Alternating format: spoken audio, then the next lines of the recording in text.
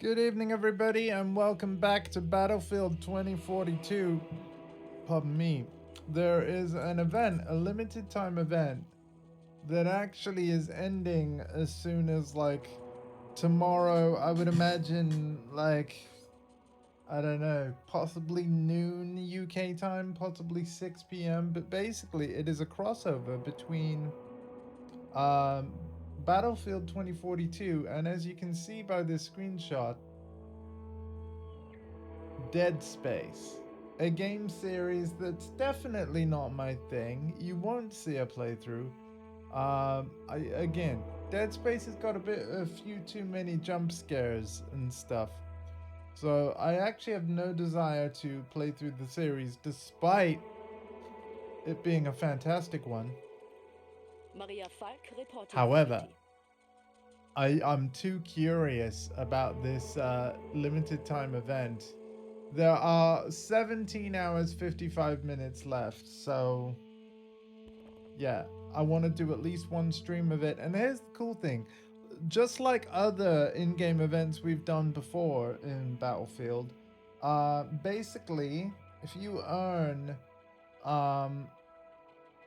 any ribbons during any of the official modes, when you reach certain totals, you get specific rewards. So you might remember the last time we played this game, they were giving out a stealth bomber and things like that.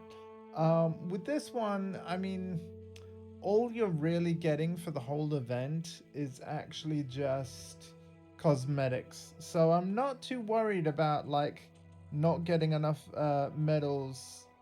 ribbons, sorry, to get all the cosmetics before the event runs out. I really don't mind. There's no FOMO here, no fear of missing out. But I do want to at least play and stream the event once before it's gone, because I'd just like to check it out and see what it's about. And I've got to be honest, I'm not keen on this whole live service trend, really,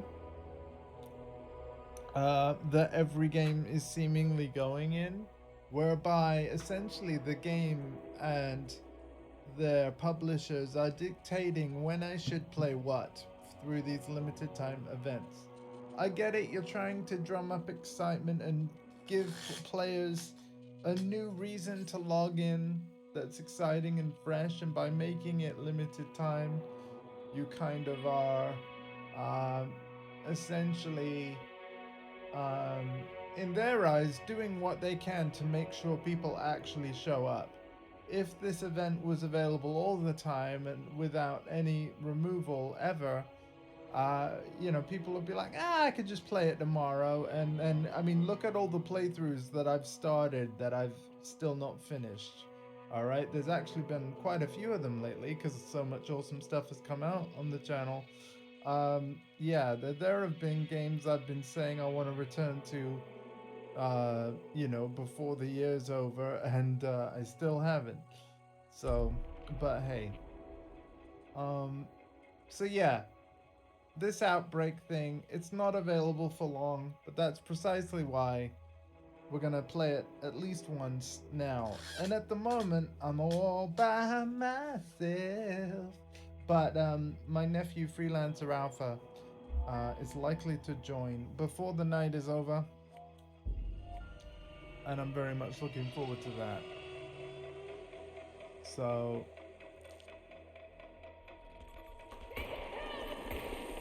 as expected, we're on Redacted and we're joining randoms. And my in-game voice chat is mute. Oh my goodness.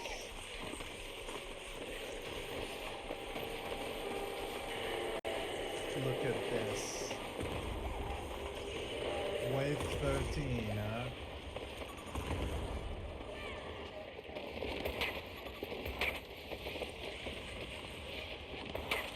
So it's a wave-based survival mode.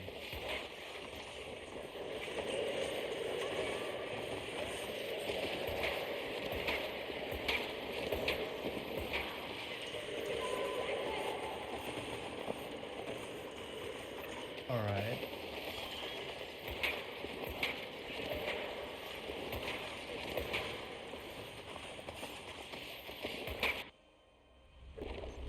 Oh boy, we're going in.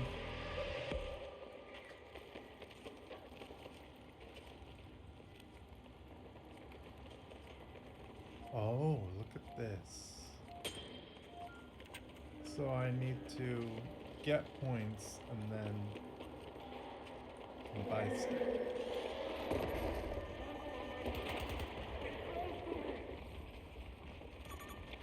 Society spotted! Please return to the engagement area.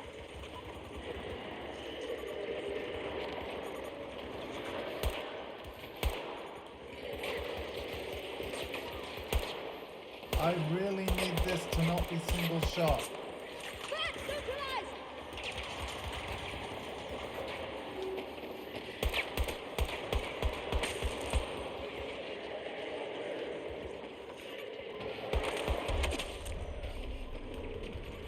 I really need that to not be single shot. Oh dear.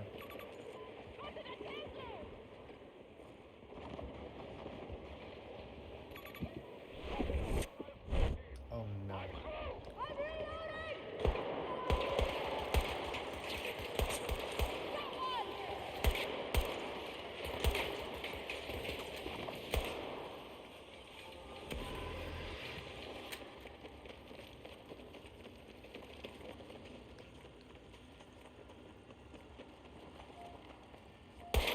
Can I make this not single shot?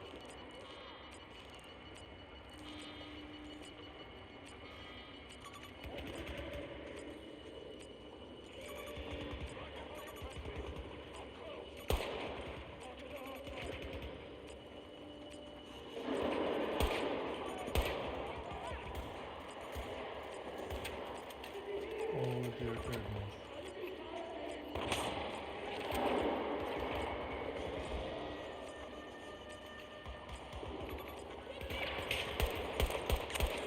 Target down! Now reloading!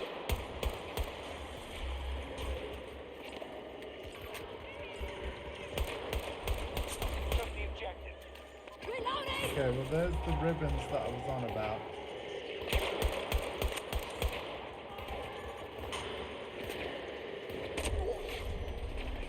Oh, what?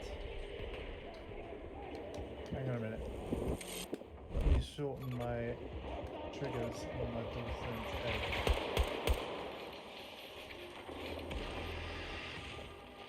Okay.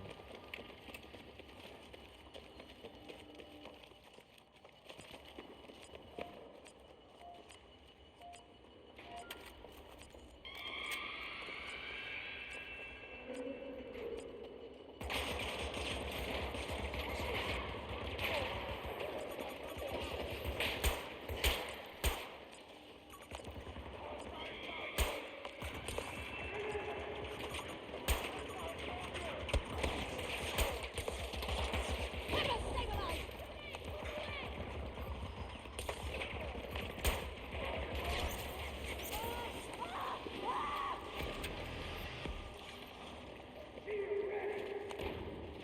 It's weird how Quick boost! the buttons are different. What, I can't heal myself? Like I can in normal Battlefield? That seems a bit odd.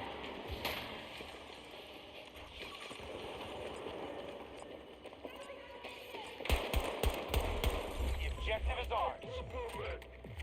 Next target highlighted. Engage at the objective.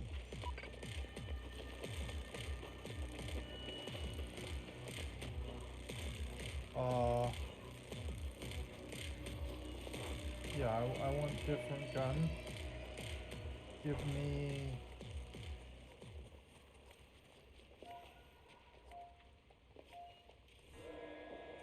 Yeah, you know what? I kind of want AM40. Let's wait till we can get the AM40. Multiple infantry. I'm close.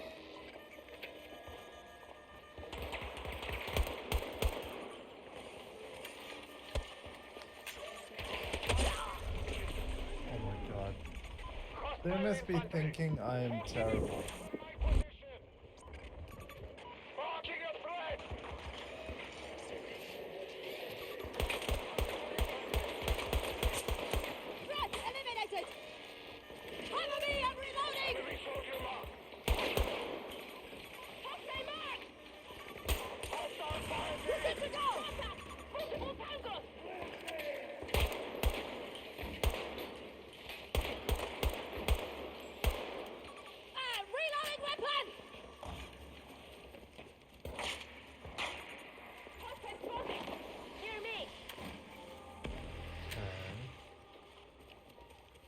And I forward AM40.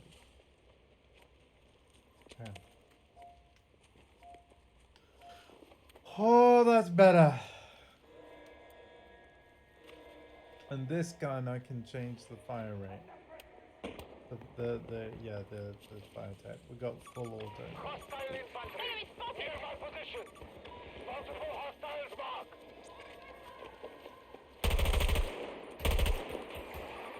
Hostile located. Target down! One moment! Enemy Reloading! soldier An enemy! I didn't think these were the enemies of Dead Space, though. I thought they were more weird in their limb design and all that.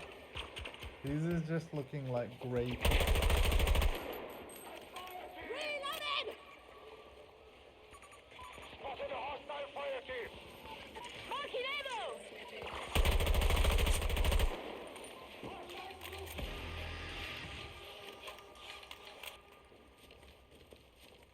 Captain Nose.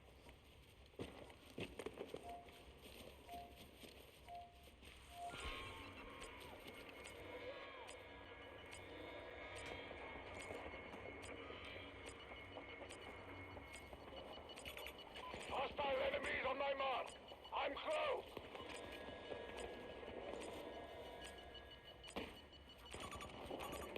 Multiple hostiles! Watch that fire team. Ammo stockpile! Get the enemy off our objective.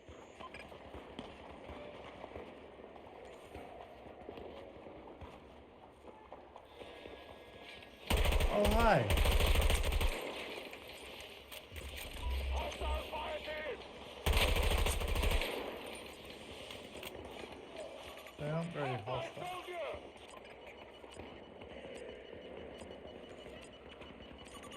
Enemy fire team. Watch that fire team. Hostile tango! Ammo over here!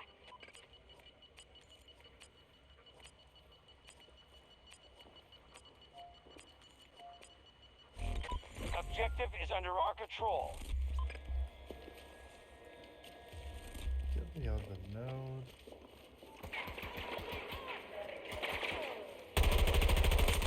Got one! Took the objective. I marked a new objective for you, notepads. Reloading weapon!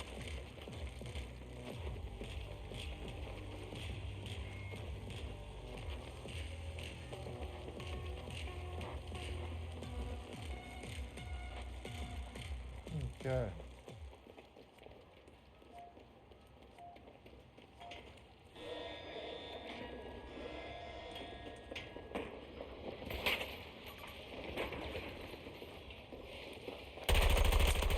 Got one! Target down!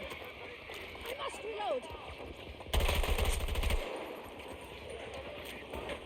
Ta.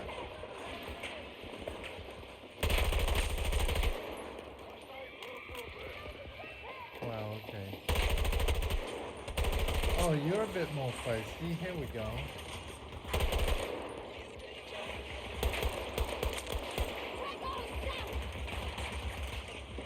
Oh, I see. This gun is unlimited ammo. I see. That's what's special about it.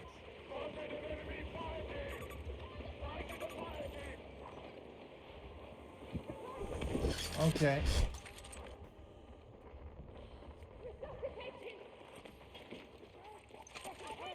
Ammunition here.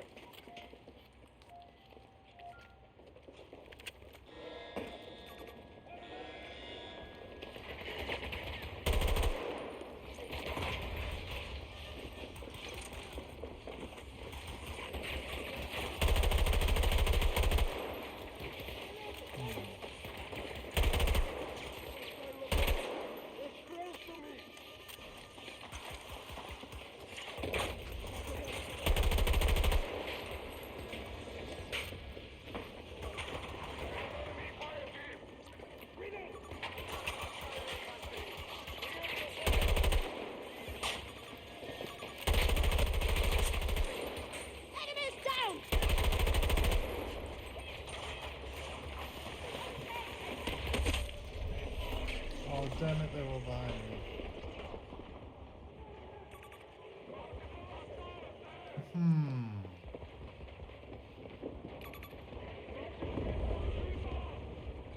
Well, this is, I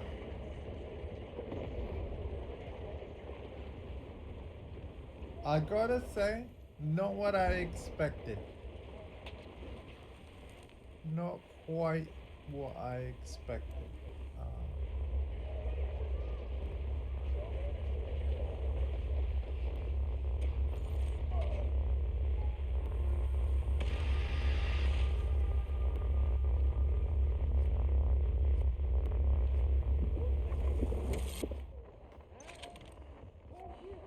Thank you.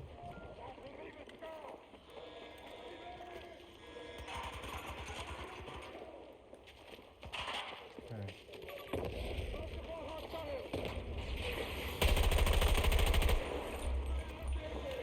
There we go.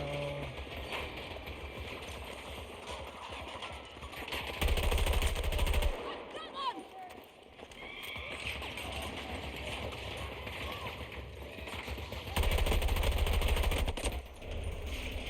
See, like, the Dead Space enemies could not...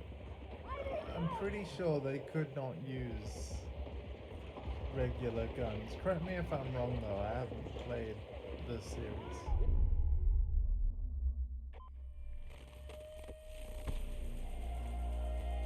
Oh, we lose. Oh, no.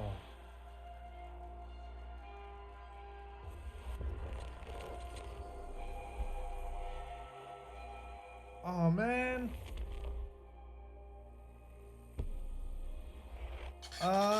Yeah, it's weird.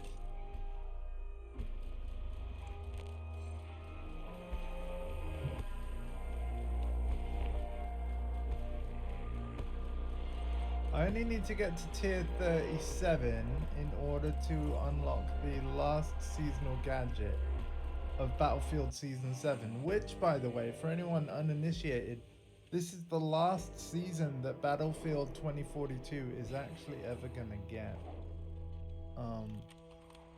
Yeah, we may as well equip that. Just give me a moment. I'm gonna first of all, let's have a look at our ribbons thing. Okay, so we have half the ribbons we need for the first reward, a weapon charm. Then at 40 we get like a player card background, but I like the background that I've got. Then we have Unifier player title, and then just a weapon skin for the MP28. I really don't mind about any of these rewards. I just wanted to play the event while it was on, and after detecting the presence of alien technology buried beneath the earth, AOS Boreas Artificial Intelligence has designed a new threat to train soldiers against the horrors of the unknown. Outbreak is a 4-player PvE mode where a single squad must survive against a horde of modified Geist enemies and capture the points in order to escape the Boreas testing facility. Right. Okay. But, yeah, are they actually Dead Space enemies, though? Are they actually? I have no idea. I have absolutely no idea. But hey, we're just gonna keep playing it. It's probably the only... I mean, obviously, the event is over in less than 24 hours. This will be my only stream of the event that we do. And I am determined to play the event all stream, but I gotta say, it's, they're just grey humans.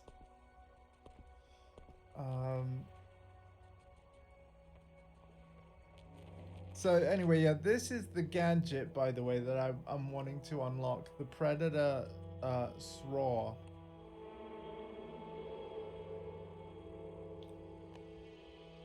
If you look at my collection real quick, which we'll look at before I go in.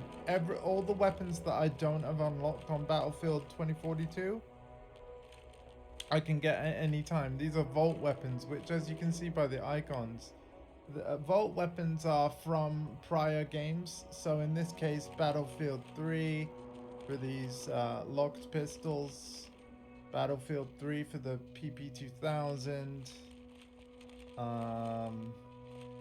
Battlefield 3, lots of Battlefield 3 stuff. We got a Bad Company 2 LMG, a fan favorite there. More Battlefield 3 guns here. Battlefield 3. Battlefield 3. And then we have all of the tactical weapons unlocked already. So, as you can see, I've already got all of the seasonal guns from Season 7 and every prior season.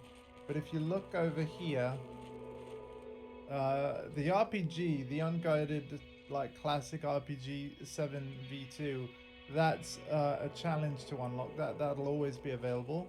But this Predator Shroud thing, you have to get to Battle Pass Tier 37, specifically on Season 7, to unlock it. Maybe it'll turn into a challenge, you know, because this is the last season that Battlefield 2042 is going to get.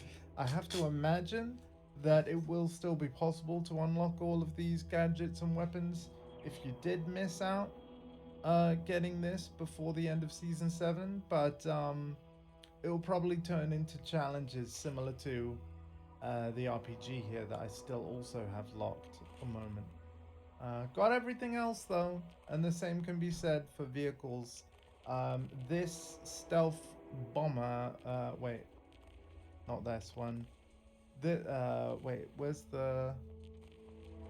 Was it this one? Maybe it was.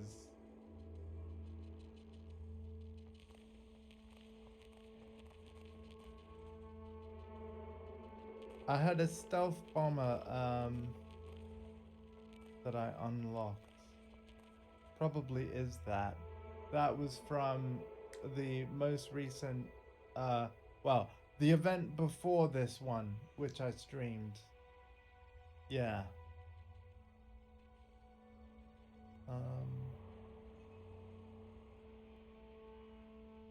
I could have sworn it looked different though.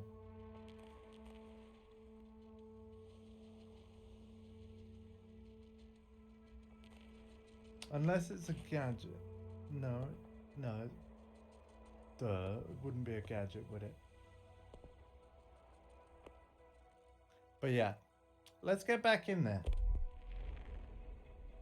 Let's get back in there. I know that when Alpha joins me, we're going to actually start having some success. Absolutely.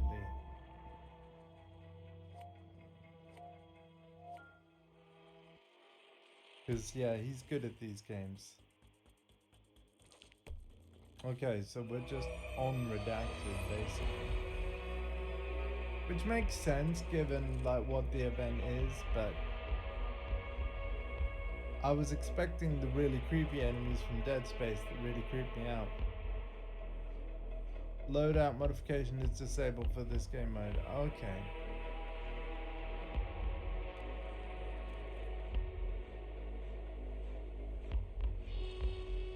So we're gonna have that single fire pistol no matter what. But to be fair,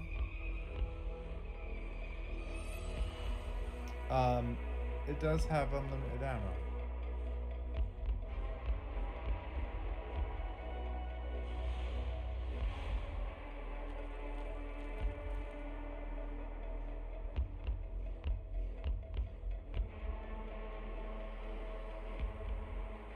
Let's get to it.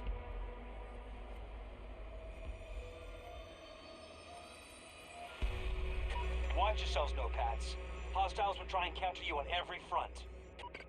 Get control of the nodes to neutralize AOS and survive at any cost.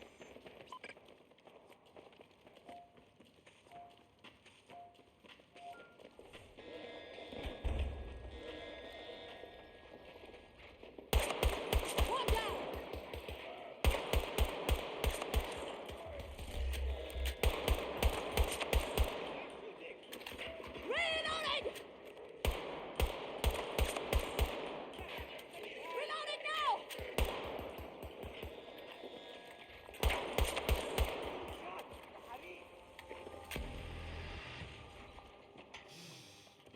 Nodes, nodes, nodes, nodes. Get up there.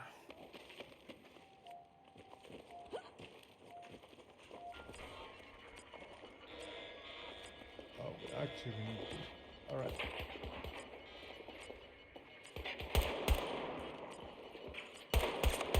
Got one. Target down.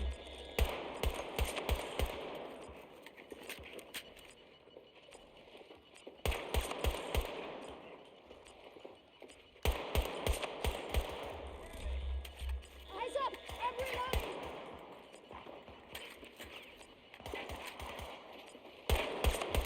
Hit! Neutralized.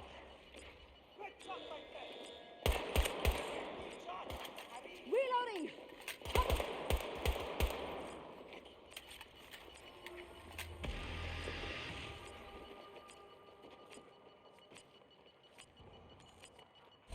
The objective is ours.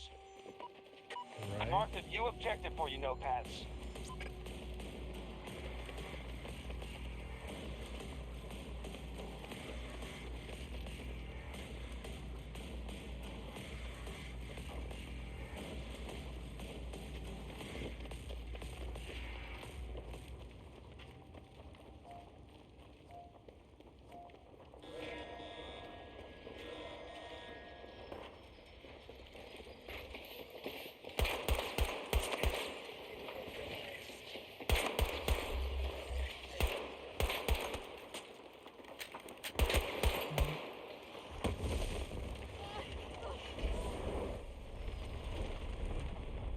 Cheers, bud.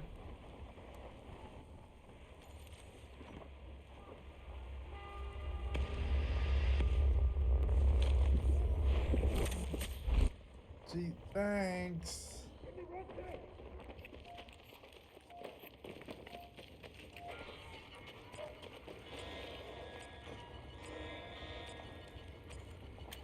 Reloading. Watch it.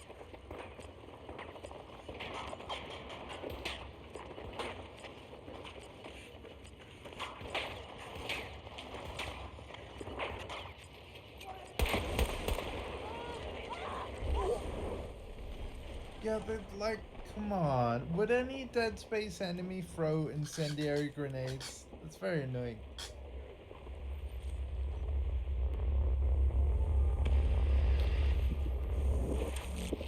Alright. Can I get my gun now? Can I? Can I? Booty. So no.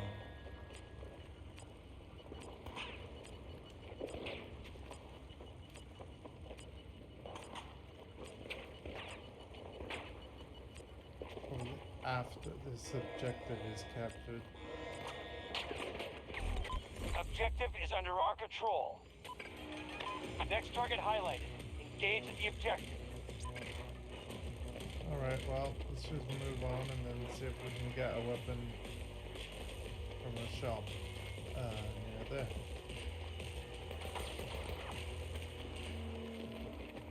Alright.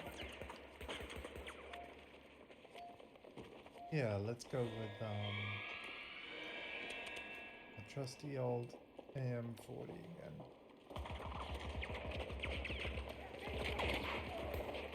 Friendly gun.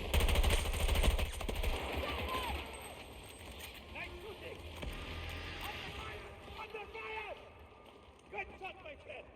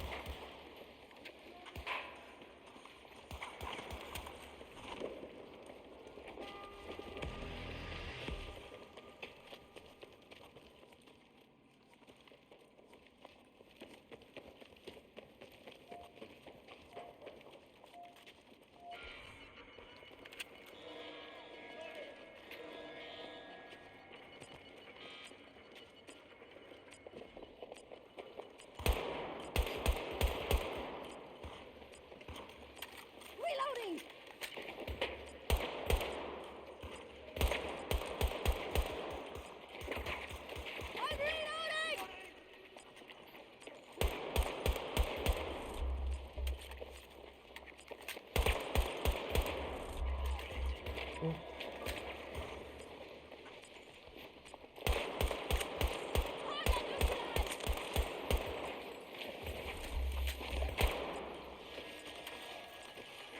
Take care of that interference. No, reloading!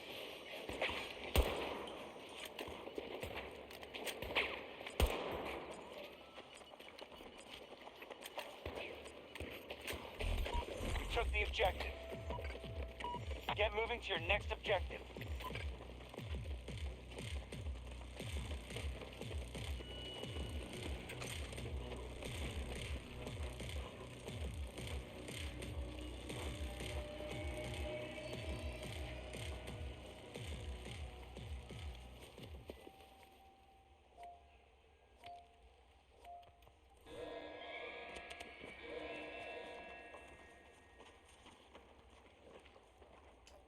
Let's get that.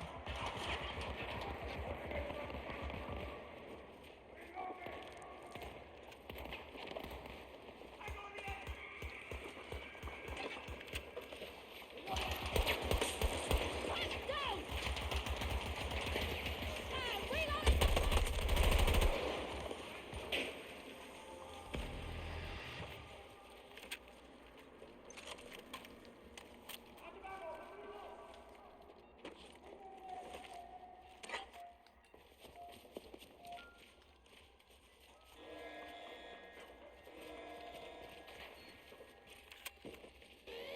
Eyes up! I I'm don't have a lot of reloading! bullets on that gun yet.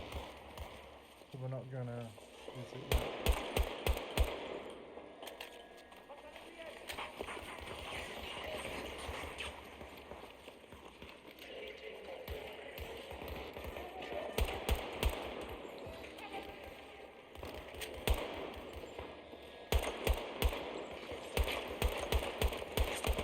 Success! One down!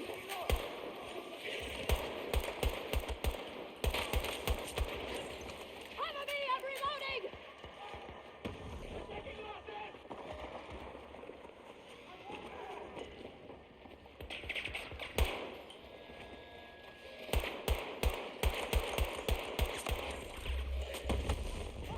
Hello? Hello, so this event is, not what I expected, sir. Surprise! Really not what I expected. Welcome to Battlefield Zombies! Yeah, like, here's the thing. I don't recall any, like, I mean, to be fair, I haven't really played, the, Dead Space games, right? But I don't think anywhere in the trilogy are just essentially, like, nothing more than grey people that can, like, wield our weapons and stuff.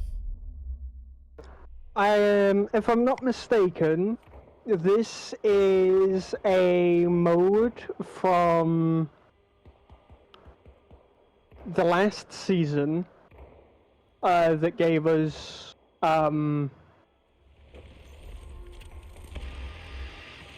The, I forgot the name of the Outbreak map. Outbreak map, which is where it's Redacted. set.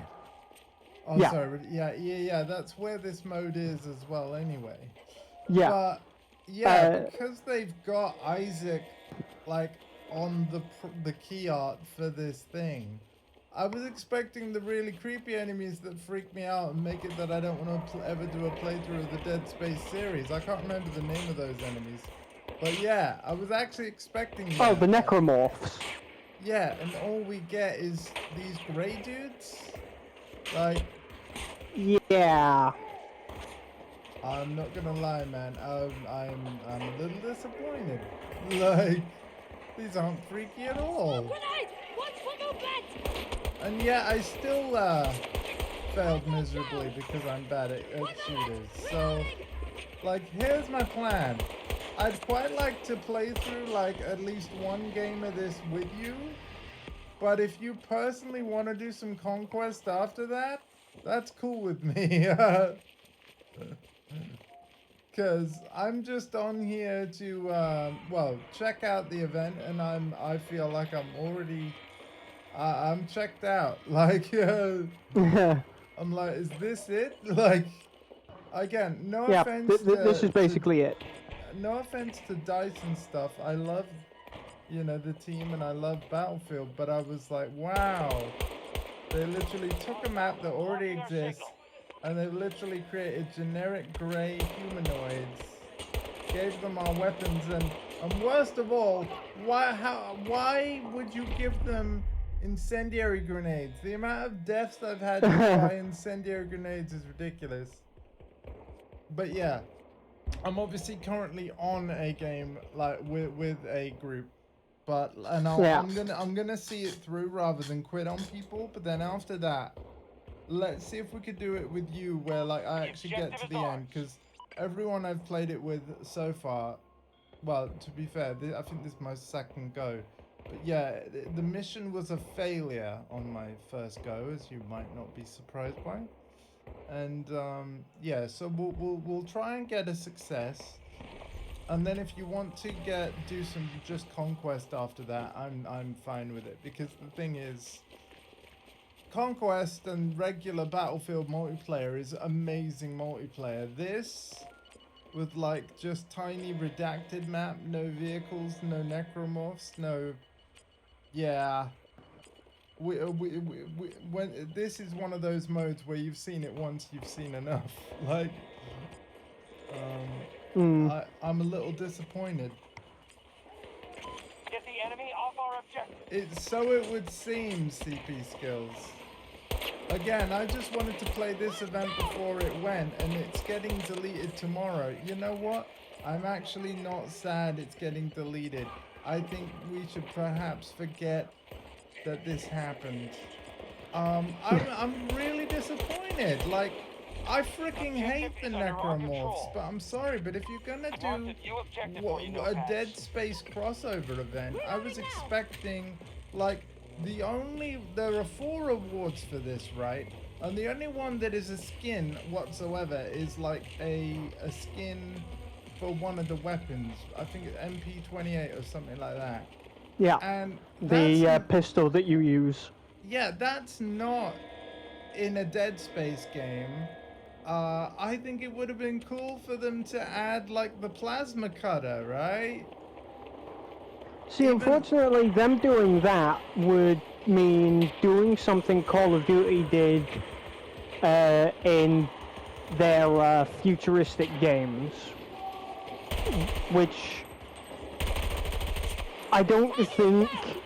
I think even if the they devs were only like, did that weapon for this mode, right? Even if it's not a weapon they let us use in the multiplayer afterwards, I think it would have been cool to give everybody plasma cutters and shooting everybody's limbs off.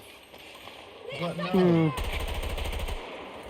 No, we've got great generic enemies that aren't even part of Dead Space games, because they wanted to make enemies that could use our guns, apparently hit us with hammers and incendiary grenades. This has nothing to do with Dead Space other than you can get a profile card with Isaac on it as one of the rewards. Like, just to add a little bit more salt to. do we need more salt? Okay, go. There is a pack in the store Oh no. that gives you Isaac's outfit. So you're telling me that there is actually an Isaac character skin, which I was about to say would be another idea for a cool reward.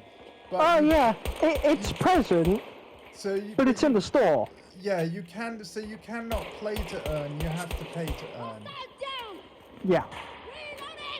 Okay. And No. to make this worse, Just to make no.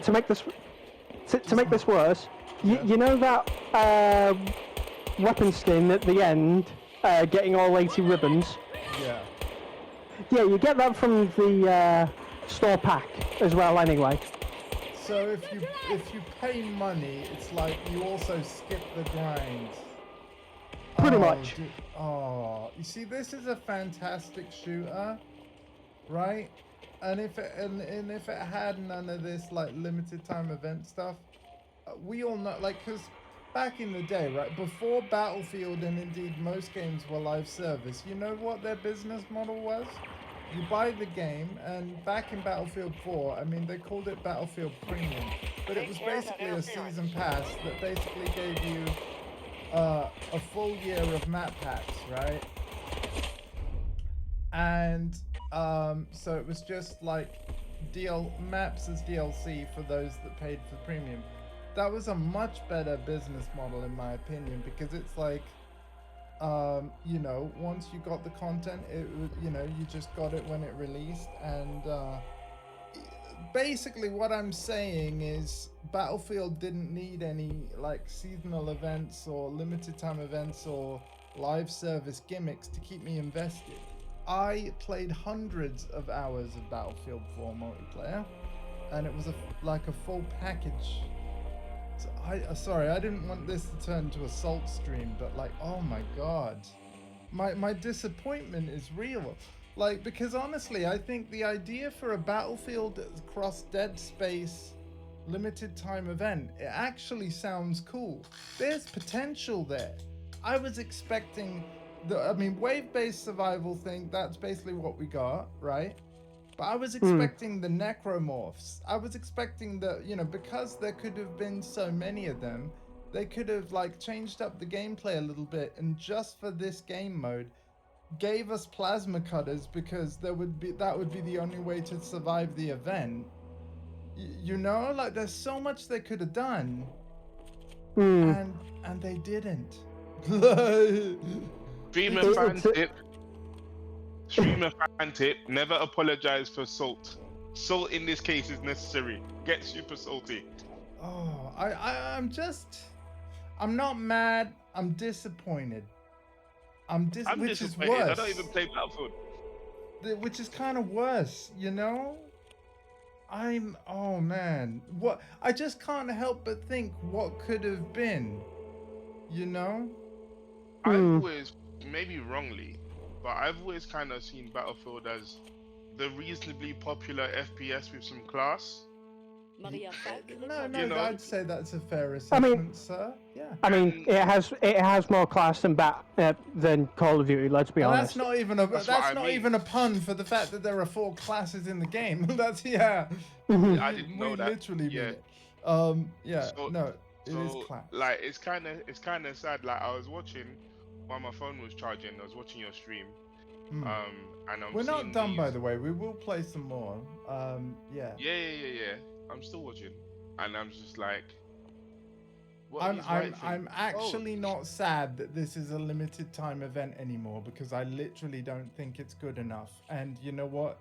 The actual game will be better if it's deleted. If this were just something that stayed permanently. Wow. I mean, obviously there's loads of great modes, but people would be like, Shots fired. it's all great except for this outbreak thing that really just, yeah, we should, you know, I will keep the VOD, and maybe I'm being a bit too harsh, but look, there's Isaac there, the Isaac skin. But again, so what they're showing in this screenshot is somebody that's paid money and put the skin on their character, and then is just shooting at these grey humanoids, because that's also what's in the picture. I would just like to also mention that the Isaac skin is locked to Casper. So you can't even use it on any. I mean, maybe it makes sense because of what the Casper's kit and abilities, but yeah. So, if you're not a Casper main, hang on, where is? Okay, so this is the Scenario 5 item bundle for 2,200 Battlefield coins. And for anyone wondering, I'll tell you, the DC. cheap. Yeah, I'll tell you in UK currency. So yeah, there's the skin. It looks great. But you're right. It only is for Casper. But you got weapon skins as well. None of them are plasma cuttery. I guess you've got is that like the? Yeah, that's the. It's a Dead weapon Space charm. helmet. That's the Dead Space helmet as a weapon charm. So you could have a miniature version of the Dead Space helmet hanging off the side of your gun. Cheers, I guess. Oh man. Okay, so how much is right? So because you can't buy 2,200 Battlefield coins, you can only buy 2,400. This Dead Space kit skin for only one of the Battlefield operators is 18 Great British pounds. No thanks. Just no. Wow, shots fired by Portessa. Pun Yeah. intended. I Completely do genuinely I- love the game. I have been disappointed by this. Am I Here's- still glad I here's the thing. tried it and streamed it? Yes. But you know what? Regular Conquest is better. So let's see. Here's- I want to play this and see if we can That get a looks like a successful. Decepticon thing in the background. Oh yeah, that's just It one does. Of the It does. Yeah. But to kind of explain that symbol, it's a faction that isn't even part of the game. It's part of the game's background storyline that you can only read in the collections. Yeah, because again, like I said, so Battlefield 2042 is another one of those games where Battlefield's kind of gone back to its roots. It's a Battlefield without a campaign, but again, the Battlefield community doesn't mind that at large. I don't remember 24. I could be wrong. I don't remember. I'm going to burst your bubble. I get it if you mind, man, but you know. Correction? No, the Battlefield player base didn't like the fact that they went back to a no campaign game. Oh, of course. I mean, see I I think the people that would be complaining are the fans that they brought in from having a Watch campaign. yourselves, notepads. That's Hostiles the will try and thing. counter you on every front. But That makes sense. when Battlefield began, it was a PC only, multiplayer only franchise. So its initial fans, were Yes. fans because of that multiplayer. But you're right, like when they brought it to console and they added a campaign, people that never wanted to buy Battlefield before because the campaign wasn't there, I feel like He's we now had this buying Battlefield. but the yeah, we had campaign is this there. conversation basically yesterday or whatever. Yesterday, when we were, yes. yeah, when we were talking about Concord. Yeah, And how important a campaign is to a game. yeah. And the answer But to that- basically, Alpha, what I objectively want to is do for extreme. this stream is not just throw salt the entire night, but I want to have one Like a sumo successful wrestler. run.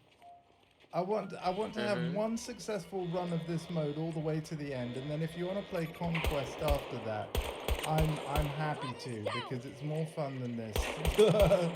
I'm sorry, Am I right in EA, saying but that this game wasn't very. What is it, 28? This is shit.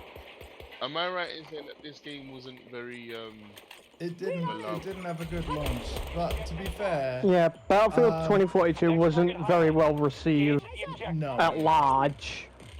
No. Put it this way, cross-play game where obviously now on consoles we can get around it, but when this game launched, Discord on console wasn't a thing for either system, and there was No. no in-game voice chat when this game You launched. said that before. Yeah, I remember. So, basic features and functionality was not there. It also wasn't possible to look at a full leaderboard of every player on the team, something Battlefield has had in every single game. Basically, there was like a stat screen of how you were doing as an individual. It's your But mate. you couldn't really look at how you couldn't see how you were doing in relation to the rest of the players in the game because there was no leaderboard. Hot, spicy, pain, ow. Yeah. This game mode, I'm sorry. This ain't it. This ain't it. guys. Alright, funny. I also am It's gutted so- that this little pistol thing that I'm forced to use, there is no automatic fire. And I suck with semi-auto weaponry. See, that's how I felt when I first interacted with the MP28, but Yeah. it turns out it's really not a bad sidearm Oh, I'm sure when it's you not. start It's to just bad use when I'm it. using No, it. it's just. It's I mean- I'm sure it's fantastic. I'm sure it's a face melting, like, you know. I wouldn't go that far. I wouldn't go that far. I mean, it's Portessa playing a shooter, like, it's a This struggle. should help. So is the only thing more of a struggle than you playing a shooter is me playing a shooter right now. Objective But under yeah, our control. Get moving to your next objective. I'm not used. I'm not used to Portessa not liking a game. Seems like every time we No, talk I about like the games, game. people like- I don't like this mode. To be fair, you'd No, like this no, mode more than I will because it's player versus environment. You're not shooting at other Probably. players aren't what are killing me. This is essentially single player content that can basically be done in co-op, right? I'm fighting the AI. This is And not it- something that you do on a regular basis. Even if you are, this is something where you go, man, my aim is off today. Let me get some normal targets to practice on, i.e. these zombie things, and then go back to the actual game. That's how I look at this. Yeah. But again, This is a warm-up. I can't help but again, it's their goddamn EA marketing. I saw Isaac from Dead Space on Battlefield artwork. I heard crossover event, and I was thinking, holy shit, they're bringing You feel the team. necromorphs and wave-based survival to Battlefield. That would be freaking sick, and it would have been. And now it makes you sick because that's not what's happening. That's not what this is. See, now I bought another game which I really shouldn't have bought because I spent too much money. Called Connection Gami by Capcom. And it's coming out on the 19th. And they have done a crossover as well. But they've done a crossover with their other very, very beloved cult classic called Okami. Oh yeah. Right? I've heard And of that's pretty cool because you get to use it's really good. You get to use all the equipment and stuff and basically they did it properly is what I'm trying to say. They didn't EA that shit. It's not quite as weird and wonderful as when they put Ryu and correct me if Ryu I'm Chun-Li wrong, and Alpha, Gwen in Monster Hunter. because Season 7, which is Battlefield 2042's last season, 7. right, yeah, this Season 7 is Battlefield 2042's last season. And after this event is over, there is just 7 days to go before Season 7 ends. So essentially, this limited time event is their sign-off for Battlefield 2042. This is how they're saying goodbye to this great game. It's really disappointing. Play the shitty mode on Monday. Thought about the results on Tuesday. I was really pissed by Wednesday. Hello. Listen, Nice. Nice. Listen, man. Like, I mean, again, I apologize for this. Like, by the time I've slept on it, and I wake up tomorrow, we're just gonna be back on Darkest Dungeon 2, which I had a blast on this morning, by the way. Love it. Alpha. Your uncle's chucking more salt than E Honda and Takara buying. There's a lot of. I just can't help but think about what could have been. It's perfectly justified. You don't have to apologize. I'm just having. Why does the Deagle slap them so hard? Jesus. Because Desert Eagle, like, it's always been a handgun that's It's slapped, a fantastic essentially. gun. It slaps. In real life, it also snaps your wrist. If you don't go, if you don't go and do that bit of training, mate, your hand is fucked. Yeah, you don't Yeah, you have to practice. you have to hold that, like, not that I'm an expert or anything, but yeah, you have to hold that weapon with 2 hands, 2 very firm hands. I mean, I know there's one chap who can absolutely fire it one-handed, but god damn. Alan Rickson. 5080 is not made for that kind of handling. Have you seen Witcher, the TV show? I can't say I have. I just got Okay. stabbed in the back. Jack Reacher is a character made by I'm not sure, but he's a character, and Tom Cruise made 2 movies based on Jack Reacher, and they were good. But the one big I can't believe what I'm seeing in the Battlefield. Just like grey humanoids. I'm stunned, guys. I'm stunned. This probably took an afternoon to make. And Yes. if it took longer, Yes. I would be even more disappointed. Like, Here's what happened. I can tell you exactly what happened. They had some money left over from the last project, and then EA notified them that they're not getting any more money. So they realized they were gonna have to end thingy for this game. And they went, well, what can we do with the little bit that we've got left? I know, let's throw in this little mode as a sort of sign out. And instead of just being a goodbye, it feels like a goodbye and fuck you at the same time. Then you can kind of just picture them being like, but wait a minute, we've already done this mode. Just put Dead Space on it. It's not even near Halloween where I feel like this would have made the most sense. By the way, the Outbreak map where they've set it in, at least they did launch that in October, like last year, right? So yeah, but this is, oh man. Yeah. Capcom shut down Exoprimal before I even got to fucking Brave. Well, they haven't shut it down. It's still going, but they're not doing. But they've announced the date of like, yeah. To be honest, I was like, happy. I felt okay about skipping that one.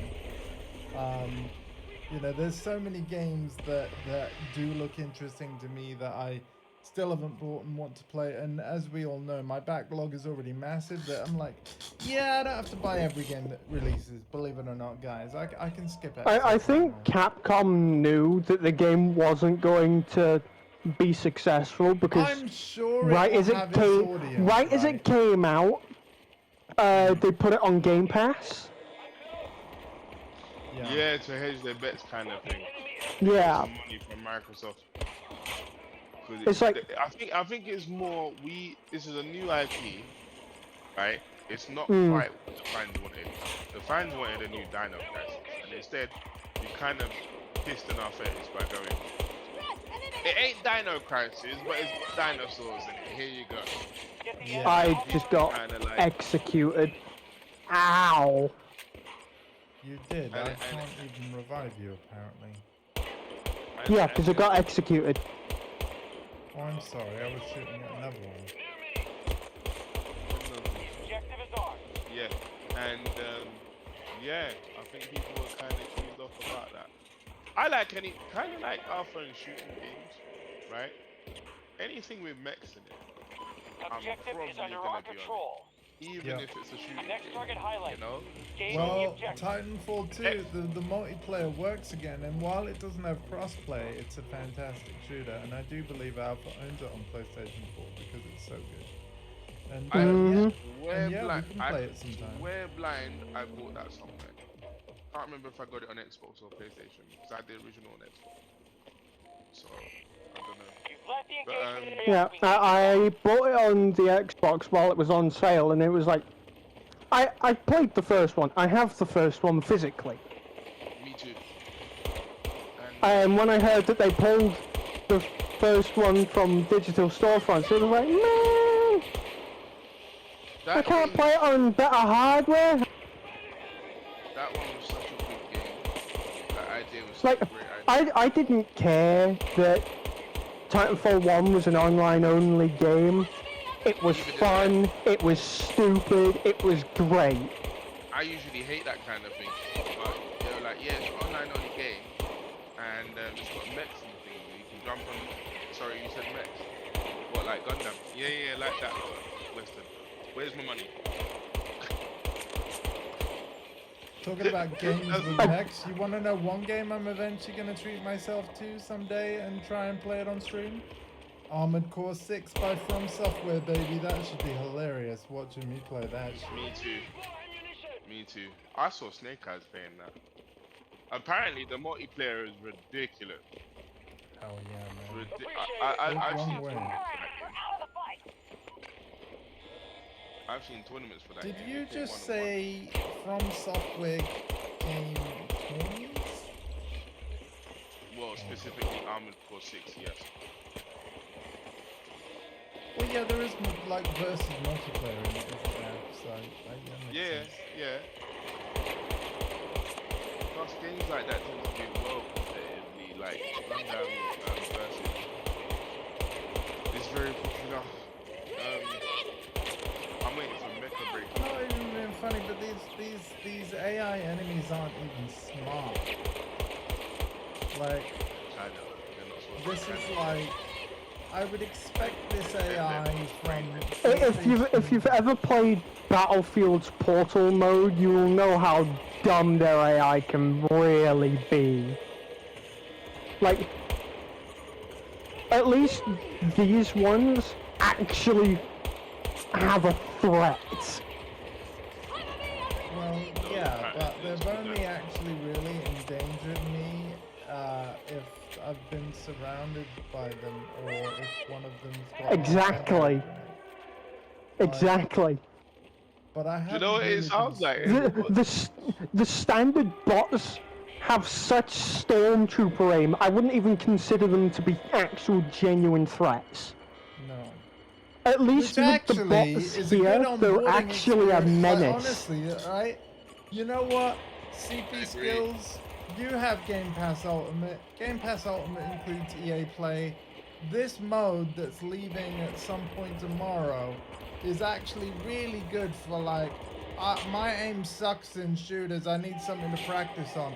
They've actually got like something like a first step on the ladder. First rung of the ladder type thing, because I mean Yeah. I'm terrible at the challenge me, god damn it, come on,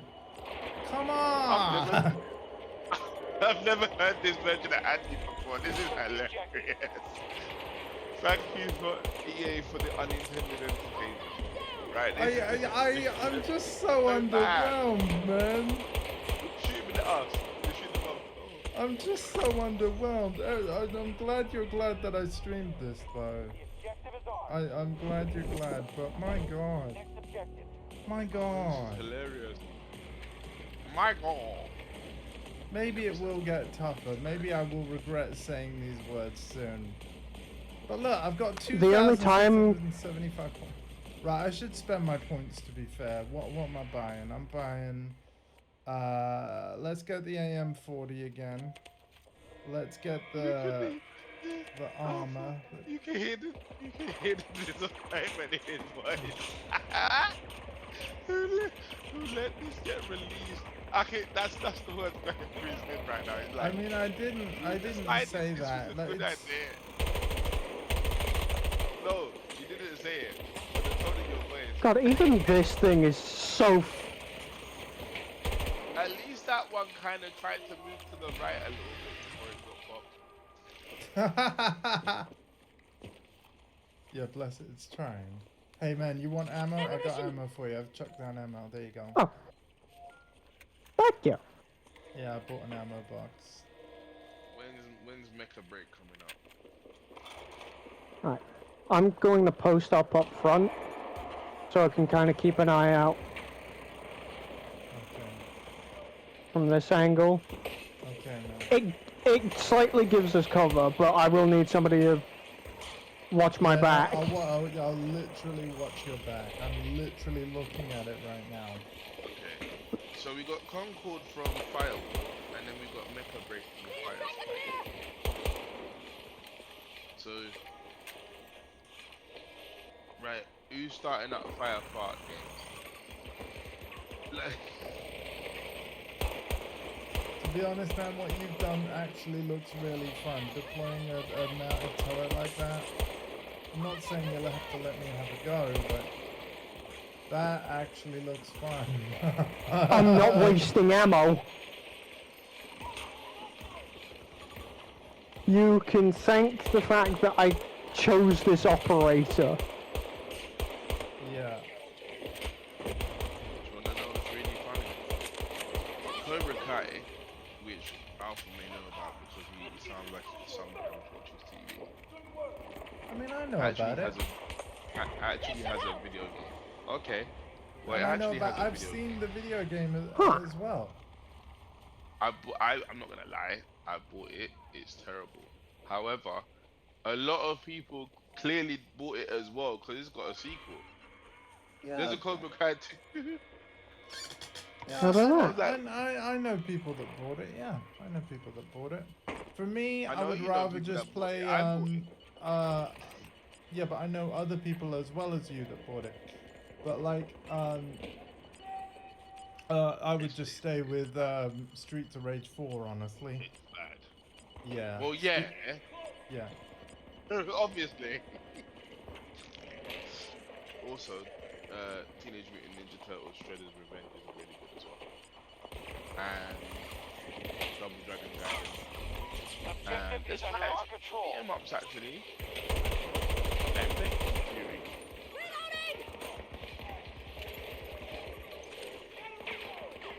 So what's going on here? Well, again, we have to survive the waves and capture certain areas on the map. Grab. So it is your typical wave-based survival thing, and that's the part that's fine. That was what I was expecting. But I was expecting to have to fight necromorphs, not just grey humanoids with no clothes on. Like, Nah, Necromorphs are too expensive, mate. What are you saying? That would take too long. These white things. Yeah. It kind of makes you think, because it's like, well, the devs behind Dead Space were finally engulfed into the development of Battlefield, so it's like, Yeah. so It's not shouldn't like they were- have access it's to not these like- things? Exactly, and it's not like they were busy making another Dead Space, was they? No. Well, they were, but then EA were like, yeah, I'm Yeah, gonna no, stop but you I right mean, there. I mean, while working on this content, right? It's like they're either doing one thing or the other, and yeah, I can't help but Well, feel like, again, this is content that's been in the game since season 6. the map, yes, but luckily these No, grey dudes have the mode, the mode as well. Oh, really? So Yeah, hold the on, mode this has is been- what, the exact same, with the exact same enemies and everything. Yep. So this is the second time that they've put this mode in, and this is how they're saying goodbye to Battlefield 2042. Yep. So what you're actually saying is all that somebody did was somebody hit a key on their keyboard to be like, say like, repeat this thing we did. Oh Yeah. man. Yeah, the only thing they did, the only effort they put into this was, let's New make rewards. a pack Yeah, a pack with and the give Isaac them skin for, Dead Space. yeah, charge £18 for it, and have some free cosmetic rewards, but the free cosmetic rewards will be through playing a mode that we've already done before. What, did people really love it the first time? Is that what happened? Because I honestly think the other Dead Space game they were making that got cancelled probably limited the budget even further. I mean, And Dead then Space he- 3, like- a lot of people didn't. It was actually either like the supposed to co-op. have been a Dead Space 2 remake or Dead Space 4. Right. Either way, things started getting costly. EA turned around and went, you know what, scrap this. It ain't working out. Yeah. And then they're like, also, You're all being put on the Battlefield pipeline. yeah, we're gonna slap you on Battlefield to get you to do something. You still have to pay your salary. And end of content is coming. What are you gonna do? Okay, Yeah. well, we're gonna need new money. No, you're not getting any more money. What are you gonna do? Oh, fuck it. Alright then. plaster this on it. I mean, Probably what the DICE team are working on now is the next Battlefield, which, you know what, like, yeah, I'm always excited for a new Battlefield, but I just don't do this in it though. Don't. No, don't do that this. will actually have a budget. That will actually Yeah. have a budget. This clearly didn't have a budget.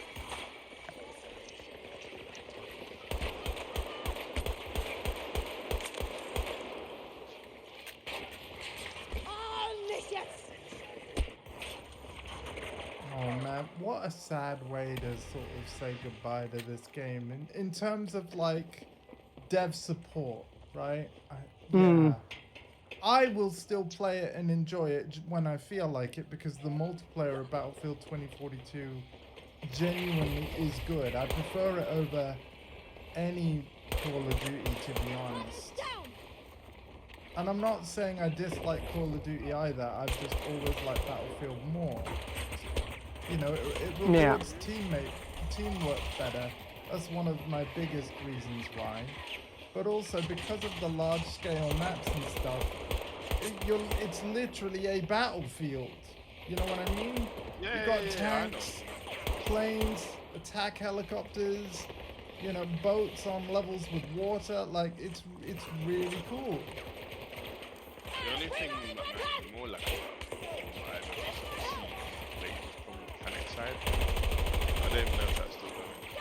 It's very old. I think it is. Yeah, the free-to-play game. Yeah. With like by 22 Sony. versus 22 or something like that. Yeah, there's like Planet Side 2, I think, is still the most recent. And yeah. But yeah, budget, mate. If you want to ever know how important budget is, Alpha, go look at Lydia Sobieska in Tekken 7, and go look at her in Tekken 8, and then look at the massive difference. Yeah, She there is literally looks a like massive. Take care of that I'm interference. very excited, and you're right. Because of like me having the season pass, we get her on the 22nd instead of 26th. But guess who's coming out in a certain game on the 23rd? Takeda for MK1.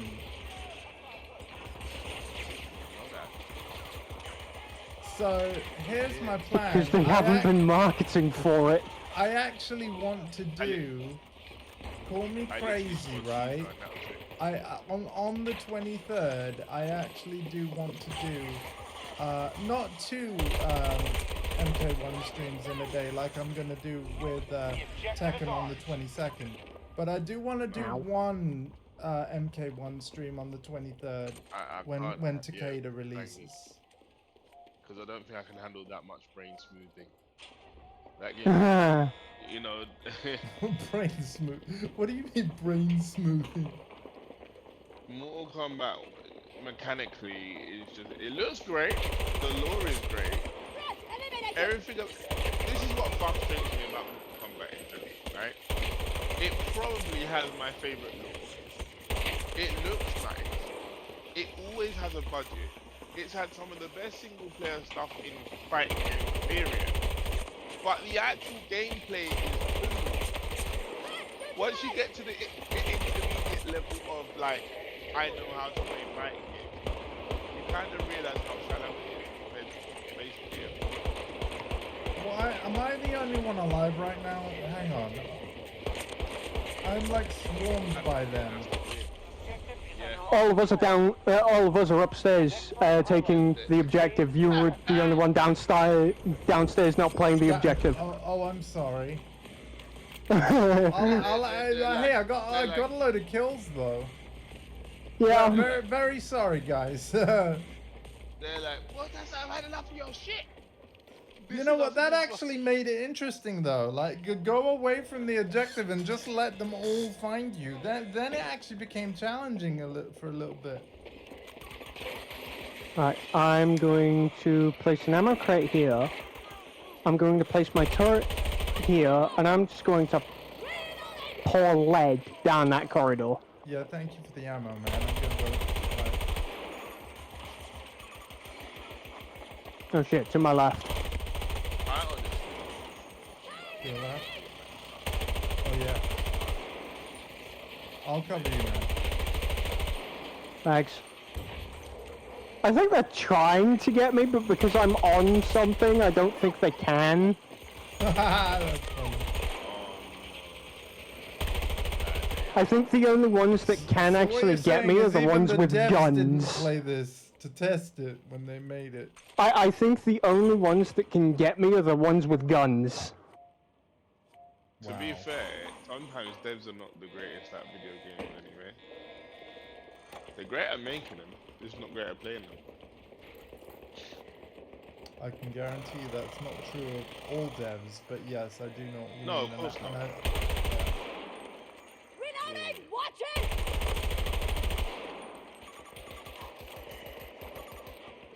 and it's funny, we live in an age where actually, I mean, we've seen it even with Tekken and Street Fighter. There are a lot of people working on these franchises now Ow. that started off as players of said games. I just got shot. So sorry. It's okay. In the case of fighting games, a lot of the time they're like some of the best players, not even the players, they're like sneaky. Like, have you heard, Andy? Have you heard that meme in fighting game community where people go, "What are you standing up for?" No. Okay, I'm gonna have to explain it to you because it's quite funny. So basically, there is a guy called Woshige. He was a Japanese BlazBlue player, tournament player, and he was Okay. about to beat an American whose name I've forgotten. And he thought the game was over, so he stood up, but it wasn't over. For some reason, they had to restart it, or the game was still going. There was another round or something, and the Americans was carrying on playing, battered him, and won the game. And the commentators was like, "What are you standing up for?" Like, and it became a meme for like years. Well, Woshige actually ended up as battle director for Street Fighter 5. Took the objective. Before moving over to, I think he's the battle director of Guilty Gear Strive. Okay. Yeah. So whenever he's So at an through- interview and like, you know, at the end of it, he stands up to get off the chair and people are like, what are you standing up for? And The then, "What are interview's you up not for?" done. We got more questions. If you did that, he'd probably just laugh. Like every time Daigo sees Justin Wong, it's the funniest thing because he just goes, "Let's go, Justin!" in his Japanese accent. And Justin's like, "For fuck's sake, Alpha, I can give you some background." So Evo moment 37, where that kid parries Chun-Li about 19 times, and then finishes. Yeah. It's like the most. It's not over till it's over. Yeah. So that was a match in Evo 2004, and it was Daigo Uehara versus Justin Wong. Justin playing me, Daigo Uehara playing Ken. Okay? Yep. This wasn't even grand finals either. This Over was there. Where? Oh, Over shit. here. Yeah. Fun fact, Daigo did not win that tournament. He Mission came- accomplished. We actually won. Okay, so that was Outbreak. And yeah, great mode. Bravo. I am amazed. I'm absolutely amazed at that mode and how mediocre it was. I'm sorry, but yeah. Let's play Conquest, shall we? We have a whole another hour and a half of the stream to go. So let's play Conquest, shall we? Yeah. So Alpha, Justin looks like he's gonna win, and before Evo moment 37 happens, someone in the background goes, "Let's go, Justin!" And I don't know if Okay. Daigo heard it. He reckons he didn't hear it, but for some reason he just switched on and then did the big old parry that is now known as Evo moment 37. And Yeah. the whole place Hey, erupts. Sky is Yeah. over. Hey, not long until Hello. Lydia's out. And yes, I'll be playing it a megaton, so I hope to get some games in with you because I know it's your main too. 22nd for either basically the deluxe upgrade DLC or season pass owners, I guess. Or yeah, people that just Certain have the people are deluxe getting or early ultimate edition of the access. game. Of Tekken 8. And then for everyone else that doesn't have either the deluxe ultimate edition or the deluxe upgrade DLC season pass, Lydia is out on the 26th in the UK. 7 days, big Yeah. hype. Yes, basically. Sorry, I'm just gonna address Sky's chat. Go on. Here's my plan. 22nd, or like even if it's like, well, 22nd is Friday, right? So I would be playing Tekken morning and evening anyway.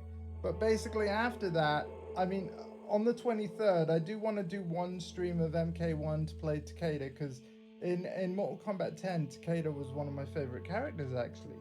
So I want to check out Takeda for just one stream. But essentially, a lot of my evening streams after Lydia releases, it's going to be very similar to when Tekken 8 came out, where I'm just going to be playing Tekken not every evening, but most evenings for probably the rest of my life. I don't know. Like, this is what I've been waiting for. So I'm so hyped. Big news for you today. My MRI. Oh, your MRI scan came back clean. That's awesome. Nice. Oh, awesome. And it's so good to see you. I hope you have been well. Obviously, if you've had an MRI, sounds like there's been some rough stuff, but I hope you are okay and well. And thank you so much for joining us. The reason why I'm on Battlefield 2042 tonight is because, well, basically there was a limited time event that the marketing material of EA basically advertised this as a Battlefield meets Dead Space event. We've just played the mode. There weren't even any necromorphs, man. And look, there's this skin that looks like Isaac. We can't earn that skin by playing. Look, you can literally get a weapon charm, a profile card with Isaac on it, a title that says Unifier underneath my username, and then a weapon skin for a pistol. That's it. Unless you go to the store and pay £18 to have an Isaac skin for just one of the characters. No, I'm gonna keep playing this. But thank you though. Maybe another night. What? Oh, good. See, Doc every just time wanted to rule out a brain tumor or of some weird. Oh my gosh. I'm glad you're okay. Serious stuff. Me too. They really did botch it, and that's really sad, because the thing is, I was initially really excited because it's you know, what we've just been playing before you tuned in. It is a wave-based survival mode, but instead of like it being necromorphs, it was just gray humanoids that could wield battlefield weaponry. It was really, yeah, you can see them in this image here, right? Just these gray people, and yeah. We're going to play regular Battlefield Conquest mode because Conquest is really awesome. I did see there's this close quarters Conquest alpha right now, CQC. Mm-hmm. Should we play some CQC? We can absolutely play this. Is it any good? It Have you played can- it? Is it good? I have. It consists of the new map of the new season, season the new 7 map from this season. Yeah. The revamp of Stadium Okay, that's a cool. that map, they yeah. removed from a bigger map. Here it is, Stadium. Let's see it. Yeah. Yeah. This is part of the Qatar map. Yes. I can't remember the name of it. I think it's Hourglass. I know the map you mean. It's very good. It's a very good map. Yeah. They removed here. I don't know why, but they did.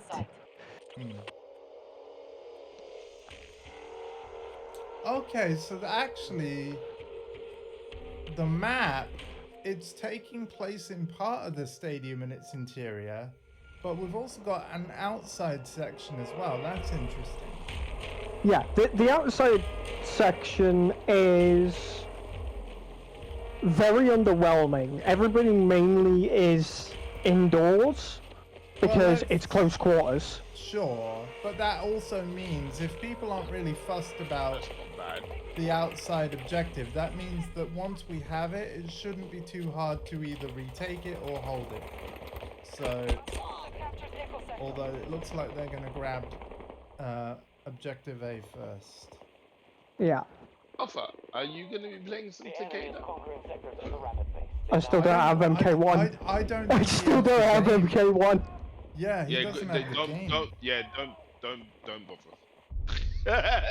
I can get it for like a trial period thanks to PlayStation Plus. Actually, that's good. You know when I Do play, you that. know, because that's Do a that, 2 yeah. hour, because that's a 2 hour Yeah, thing. that's don't start it yet. But when I play it on the 23rd or something, if you're able to join, use that 2 hour trial then and just play some games with us. Because I actually like the game.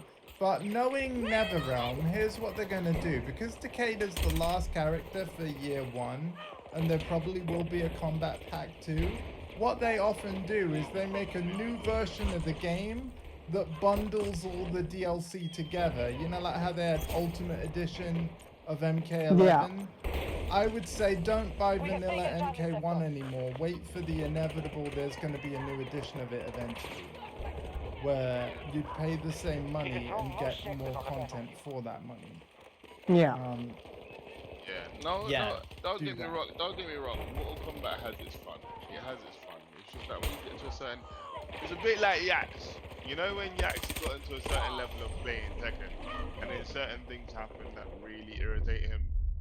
Yeah. That's Mortal Kombat 1. It's at the point now where you can see the fun, and you could almost see what it could have been. It's a bit like flipping this. Bit like my reaction to the outbreak modes just now. Yeah. Yeah. I Yeah. see what could have been, and it's just not that. Cameo mode is basically nonsense, and they should have just made it a 2v2. By the way, it's not even a mode; it's a gameplay mechanic. So the cameos work like assists, sort You of. can't get rid of it. You can't even get rid of it. I said it like that because I wanted them to make it a mode, or like the best thing they could possibly do, which they're never going to do because it costs too much money, is make the cameos into full-blown characters. Make it a full-blown 2v2 fighting game, right? And flesh out the main characters and give them all their flipping balls. Bob's John, done. You know? Yeah, because That definitely seems like it is a bit weird. Where, something they were actively trying to do, but someone in the development process was just like, oh, the plan is to do that? Yeah, no, we're not doing that. That's too much fun. Yeah, let me just say, like, it is, you know, it is kind of weird when you have like Sub-Zero plus Sub-Zero as like who you're fighting against, because Sub-Zero is a playable character and a cameo as well, and you can select. Yeah. Like, Yes, but because of Mortal Kombat's multiverses and like, you know, time travel thing, it actually technically in their universe it would be possible to have Sub-Zero team up with Sub-Zero. Well, there's that, and then there's the fact that in the normal lore, there's like 2 Sub-Zeros anyway. There's the okay, original but it's one, also Bi-Han, possible and then with there's Bi-Han and Scorpion Kuai plus- Liang. Yeah, sure, but it's also possible with Scorpion plus Scorpion as well. You're stable now! Keep But what's weird is, original Scorpion is the cameo character, Yeah. and new Scorpion is Kuai Liang. Yeah. yeah, because the new universe thing. Yeah. And After Liu Kang. personally, I bloody hate the fact that they made Mortal Kombat basically discount Marvel. I mean, Mortal Kombat's been discount Marvel since early 2002, and it's Yeah, kind of because that technically actually, consistent. this isn't the first time that history's been restarted. Shout outs to MK Armageddon on PlayStation 2, Yeah, and then the original yeah, and reboot then of MK9. MK9. Yeah, No, but like original Mortal Kombat in 1992 and 19 and the rest after that, U.S. they've forces got attacking one of multiple our realms, objectives. so it's always been discount Marvel. yeah. Which, yeah, It's that's just true. that But what I mean is, they went ahead and like, was like, okay, let's make every single one of the towers from MK11 canon. I actually And think, it's like, because I remember playing through like MK9, MK10, and stuff like that, and even just in those games, no spoilers of specifics, but I was thinking to myself, by when I finished MK10's story, I was like, you guys have killed off so many characters. It's like, how is the sequel going to work? And I that personally was feel, actually kind of clever. and it's okay, like if people disagree with me here, but I think the way they did the whole Chronica thing and actually brought back like all the characters via like Chronica's powers, where like all those characters that got killed, well they're just all back now. I actually thought that was, like Marcus said, kind of clever, although seeing Johnny together with a younger Johnny was just as cringe as you can imagine. It's supposed to be clean, just Johnny. Yeah, But yeah. but I mean, yeah, like, I they think they they made only did. So go on now, fuck, go on. they made Johnny in MK9. He was kind of annoying, but at the same time he was kind of likable because he was dumb. Sure, and And by the way, then annoying is exactly how he's supposed to be. Like that's the whole point of Yeah. that. and then it's like MKX. It was like, oh, yeah, let's just undo the annoying bit and just make him likable. It's like they forgot what the character is. I think I mean, he was still well, snarky and made his I think jokes. Chronica only happens as well. I think Chronica only happens because fans didn't really like the new characters in MKX. Yeah. So they're like, bring back all the old ones you killed. Okay. Yeah. Yeah. I don't think that was originally their plan. I think they killed off all the classic ones, and then going forward, we were meant to get Takeda and fans, and they were meant to be the main cast. And It's a then Street came back Fighter like, 3 nope. scenario, right? Street Yeah. Fighter 3 Street changed Fighter up the 3, roster. Soul Calibur Everybody 5, hated it. yeah. Yeah. Yeah. So it's kind of, you can't do that in fighting games. It's really annoying as well.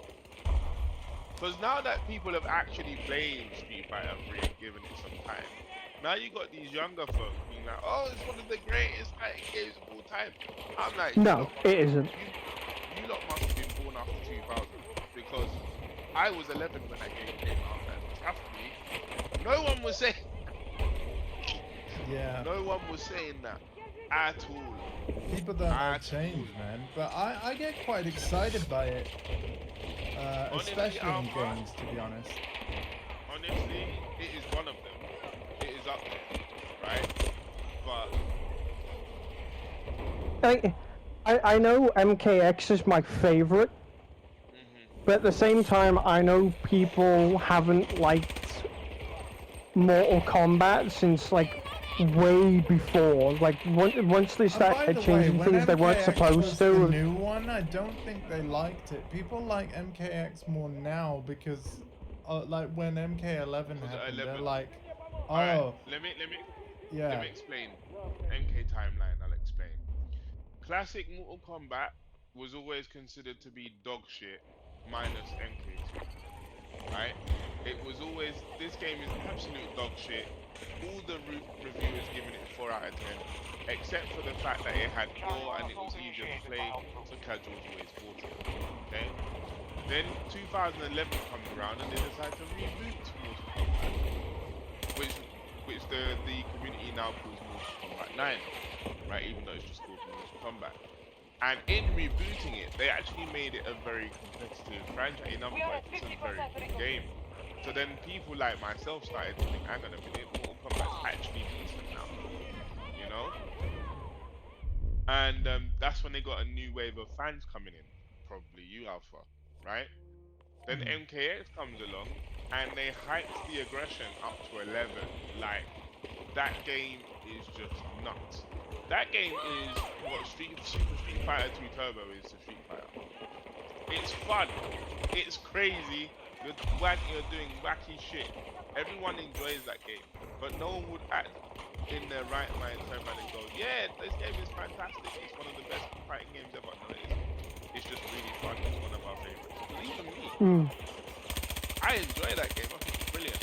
But objectively speaking, it's a bit all over the place. And then they dialed it way back for MK11. NetherRealm has this problem where they try to do something and it's either really aggressive or really dialed back. Yeah. And since MK11, all they've done is dial it back. MK11, by most fans, is considered probably the most boring Mortal Kombat ever. Arguably, it's the most competitive though. You know, it's quite, it's fairly well balanced. That was the point I wanted to make though. Is like MK10 got even better in the community's eyes after MK11 came into existence, and I found that kind of funny. Because MK11 was so poorly received that they. And honestly, we're kind of seeing similar from Tekken 7 veterans that still just prefer 7 over 8 because those players prefer a more defensive playstyle. But when Tekken 7 was the current one, they complained about so many things about 7 at the time. And now 7 isn't the newest one. All those complaints about 7 are pretty much gone, and they're just like, 7's better. But do you know what it is? It's Bandai Namco. The things that the people that played 7 were complaining in 7, the things they were complaining about, Bandai Namco took those things and turned it up to 11. So they basically said, fuck your complaints. We're gonna make this even more aggressive because you know what? The casuals, the freelance alphas, the Cortesas, these other people, they like aggression. Yeah, I love that. No one wants to see. And from a dev point of view, they wanted their tournaments, right, the Tekken World Tour matches, to play out differently from the footsie game where like people are forward dashing, back dashing, you know. The pros know what they're doing and they realize spacing is super important, but they're like, no, this is a fighting game. We want you to be punching and kicking each other. The thing is though, Andy, it's not even footsies. In classic Tekken, you can't even play footsies at that level because with one button you die, right? So all you see is the pro players. Oh, son of a bitch! Yeah, that. You know, you press one button and you end up saying that. Well, I was sorry. I thought I got sniped. I thought footsies which was resulted the term in my for comment. that dance between two players where they're trying to get the right range where they know their attack will connect. Like I thought that if there is a term for that, I thought that was it. It kind of is. Who's playing that in the background? 7 is to defend it you like Tekken Tournament 2 total game can't open it. Yeah, Sky is over is just like typing in the chat like the kinds of stuff that we were hearing at the time. Absolutely, Sky. Yeah. And the thing is, from a casual perspective, when you just see two characters basically looking like they're glitching out and not really doing anything. Yeah, they're just backdashing forward. It was a bit boring to watch at times. I'm gonna be that guy. You have to know the intricacies of why they're doing that to find it interesting. And the majority of people are not going to know that. Even people that play Tekken are not going to know that. It's a neutral game where players are trying to create whiffs. Yeah. That's always how I've heard it defined anyway. Yes. Footsies is a neutral game where you're trying to create whiffs and then basically whiff punish your opponent. The Yeah, thing is, in yeah, order to create a whiff has to be possible because the players are actually playing pressing buttons. In yeah. classic Tekken, a lot of the time, boy, if it ain't jabbed, he ain't pressing it. Yeah, yeah. That's You know what I kind mean? of So true. you don't want to lose 80%. Maybe there You was know? the occasional down back 3 as well, but yeah. Yeah. Nah, even that back in other games, down back 3, that gets blocked. He's getting blocked than losing 60%. You know? And then for some reason, the Namco just decided to be like, yeah, we're gonna make it harder for Are Saudi. you alright, Alpha? What's going on, man? You good? Yeah, no, I was just muttering to myself, I'm not risking a revive. Okay. Because I got sniped and my body decided to fumble out in the open. Instead of staying where it was. Isn't this game mode way that- more fun though? It is. It is. This is Battlefield. This is Battlefield. But yes, Sky, I'm really sad that basically this is how the devs, DICE, have decided to say goodbye to this game, because of course after that Outbreak Dead Space crossover, alleged crossover ends tomorrow, there's one more week of Season 7 for Battlefield 2042, and Season 7 is the last season that this game is getting, because DICE are already working on the next Battlefield, which I'm not mad about. I think it's time to move on, and I would love to see a new Battlefield game. So obviously if the devs have got to cut off support for this game at some point, I'm okay with them doing it now. But I just feel like, well, obviously So that they maybe rolled the they'll dice have and one more crapped out. event. They'll probably have one more week-long event starting next week, which will be their proper goodbye, right? But I'm just disappointed that they announced what I thought would be a really cool crossover, and I log in to find that it's actually way more underwhelming and less to do with Dead Space than I imagined. Do you know what's interesting, given that what we're talking about as well, Andy? If you What? watch a tournament, if you watch any Tekken 8 tournament, and you look in the chat, people are constantly complaining about how overly aggressive it is. Casino game, blah blah blah. Basically, the moral of the story is, have a vision of the game you want to make and just make the fucking game and just ignore the fans, because they will buy it anyway. Yeah. They will buy it anyway, right? Unless you completely divert completely from what From they what the used to game is, yeah. like Jin is now Janelle, some random Oh, so what Rastafarian you're saying, from- unless you do a Soul Calibur 5, and by the way, Sky, thank you for all your input in the chat. I always appreciate it. Yeah. It's always good to have you here. Glad and you're hey, okay. you are still my only, and this isn't a complaint or any, I don't want to make anyone else feel pressured to do the same. But you are, as it stands, still my only like tier 2 sub on Twitch. Thank you for that extra kind of support every month.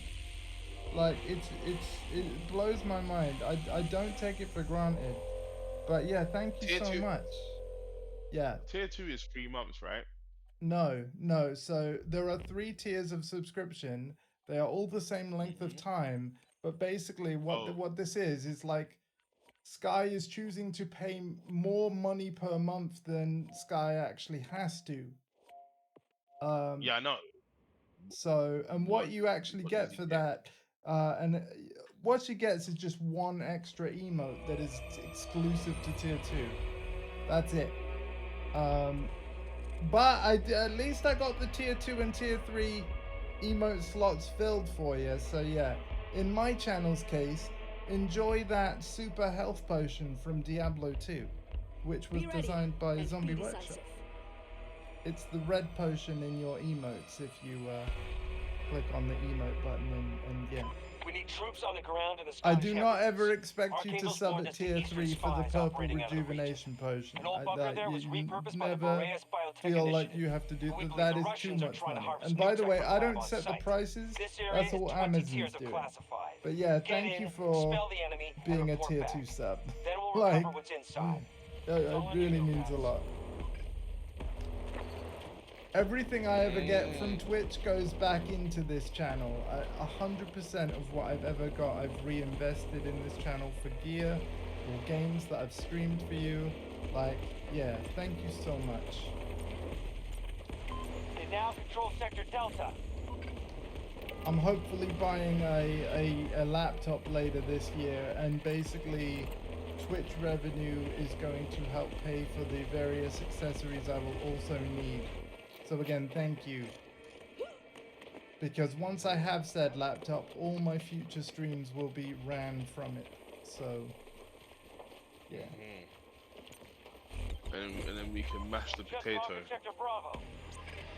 We control fewer sectors than them. I This think, is not like, in acceptable. terms of this old Windows PC, not quite sure what's gonna happen to it yet. I think certain parts, like the GPU, I might try and sell on eBay, try and recoup some money.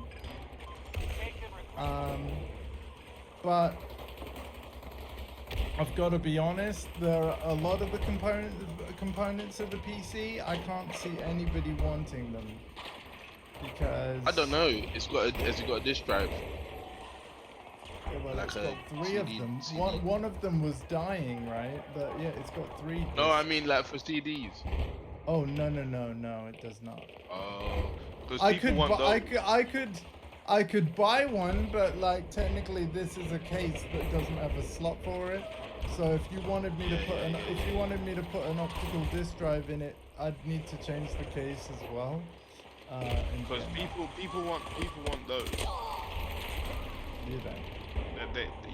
They're quite a thing. See, what I have, for the rare occasion that I still need to use optical media, I do actually have a USB optical disk drive that I could just plug in.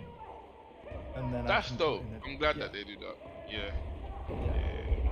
Because I was wondering, like, what? When I got my PC and there was no disk drive, I was like, because I'm so behind, I was like, shit.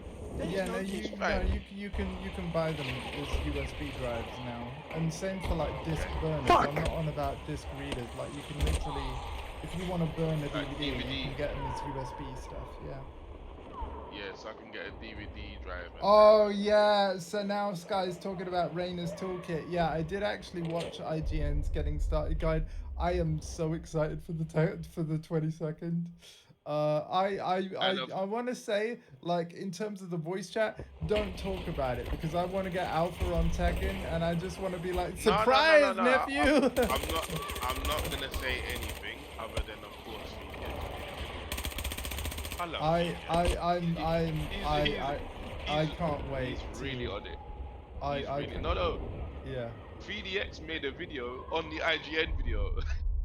Oh, did he? I haven't checked that out Yes. yet. Okay. It's a whole half an hour. I love 3DX. I really do.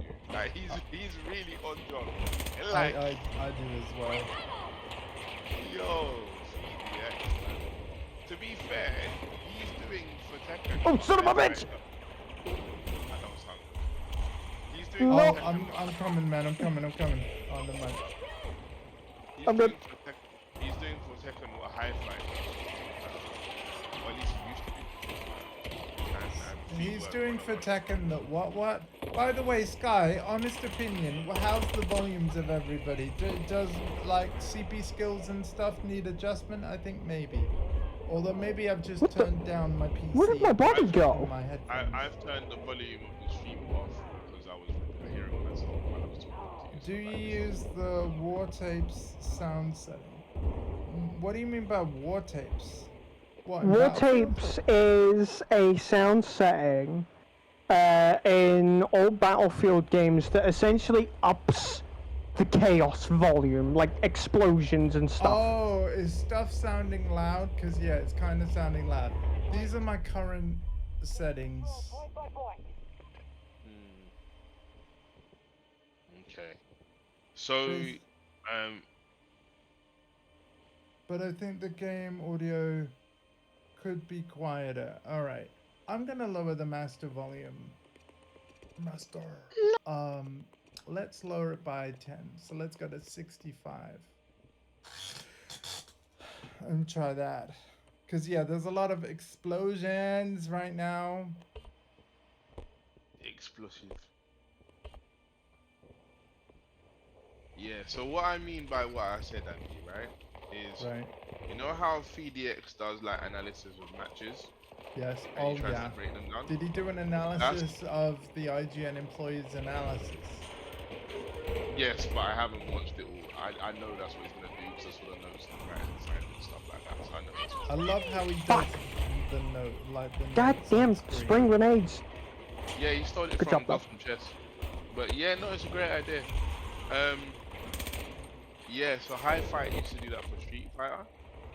And then there was another content creator called Feedwork 101. He did that for certain top level players. By of the Virtua way, I've Rag. stole ideas as well from my stream, right? Like, Yeah, I of course. Your straight up- outro. You have to. Nothing's ever. No, well, case in point, if you look at my channel and then you look at Co-Carnage, like one of the biggest streamers that is on Twitch. He loves Code Carnage, guys. I do love Co-Carnage. I raided him earlier because no one, like Alpha wasn't on yet. And then when Alpha went live, I moved my raid over to Alpha. But like, yeah, if you look at my channel and then you look at Co-Carnage, there's a lot of similarity. It's literally just streamer in the corner, full screen game, you know, for as many games as possible. I don't like a lot of overlay clutter personally on the screen. Yeah, I hear that. Gunfire will become louder in groups. Yeah. Oh, wow. Hang on a minute. I need to go in the sound settings and see if this is there. Hold up. That sounds great. When you turn on war tapes, you will never be able to go back. Oh, really? I have been using war tapes since like The Battlefield. classic Battlefield 4? setting with an emphasis on chaos.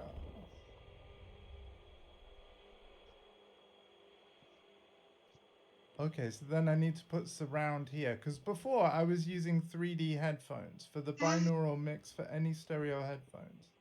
It's better to perceive your positions from behind, below and above you. But obviously war tapes is not binaural, at least it's not seeming like it is. So I'm going to go on the surround. Oh no, configuration here. war tapes is still very much 3D audio. Okay, so I'm going to go with the surround sound configuration because it does still mention headphones in the description. And we're going to go on war tapes. Thank you, Sky. Apparently this is life-changing, so let's change my life, shall we? Oh, she's editing the inspiration. Holy shit! The second you turn it on, you can immediately hear the difference because all of a sudden, just everything is just blasting. Not literally, but like you can hear everything. Because everything echoes all of a sudden. It's like, whoa.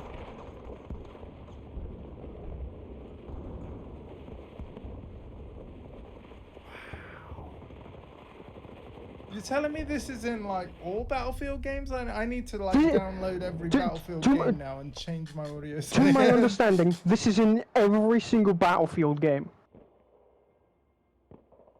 My God.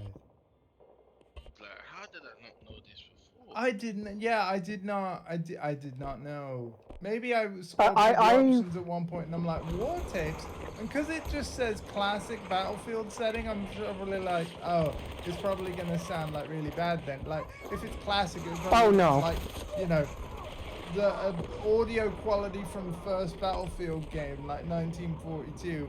So I was sort of expecting like the equivalent of like, okay, so what, we're gonna get Virtua Fighter sound effects, right? Where like if a soldier slaps their thigh, it's gonna sound like a doorknob.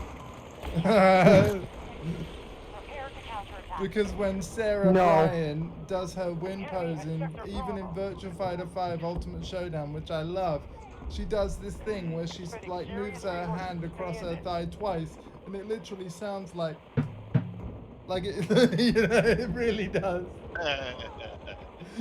He's laughing because he knows I'm right. He knows exactly what I mean. It's like, it sounds so bad, yeah. Yeah.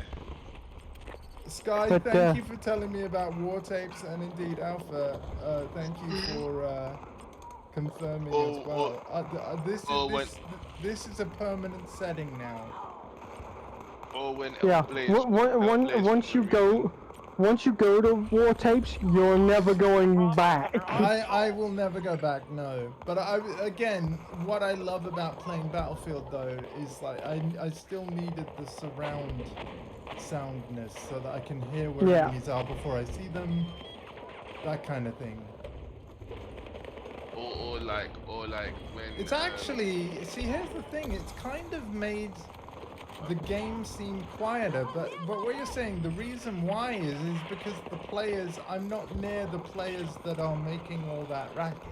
So you're saying the closer I get to them, the louder the shots and explosions get. Yeah. the louder the boom to boom gets. So basically you're saying But they it put does a mean- Doppler effect on every single sound source in the game. That is incredible. Oh, there's 123. Wow. Thank you so much for mentioning this, Sky. Originally, I read the war tapes thing, and I'm like, what the heck is this? What the, like...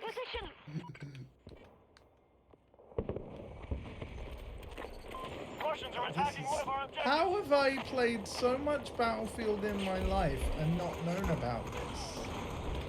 I have no idea. Same Like, way I I've don't know literally shit about played Minecraft. hundreds of hours of Battlefield games in my life. You know, ever since Battlefield 2, alright? On the PC. Which was like a what? A 2001 game? Battlefield 2 had loads of expansions though. So I've literally gone like over 20 years of my life not knowing about this. What the hell? It's the first thing I change in the menu when a new Battlefield game comes out. Embrace the chaos. Absolutely. No. Yeah, and hey, if you want to join our squad and join in on some games, you know, if you've got the game. I ready to didn't go. want to This revive game them. does I have wanted crossplay, of to course. stay back. And then that's one of my favorite features of this particular Battlefield is it's the first with full cross-platform play.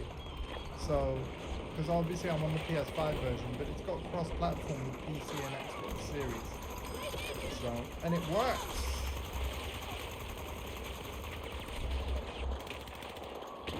And just so you know, Sky, even though the EA are essentially done with Battlefield 2042, I absolutely can see myself playing this game again. I love this game. The only time that it might get replaced is like when another Battlefield game exists and if it's good, right? That's when I'll kind of put this one down and yeah. Poland gets filter fishes compared to Oh my god, this war tapes, guys. War tapes. Echo! I'm literally just like I've been killed like 15 times because I'm just too busy listening to the game now. But like, I don't play shooting much enough for this to matter. dude, it was like a night and day difference when I changed the setting from 3D headphone to war tapes. Damn, the whole sound mix completely changed in a really cool way. This is awesome. And it actually, again, right now anyway, it was actually less deafening. I can actually hear myself more because I'm, you know, all the main combat is happening at a distance. So, this is so cool. How does it sound to the stream? Because that's the other important thing. If you guys, the viewers, aren't getting the war tape benefit, Objective is under attack. then I'll change it back so the game sounds better for you. But yeah, Sky, what do you think? Is it a good viewer experience listening to the stream? Because I care about the viewer experience a lot.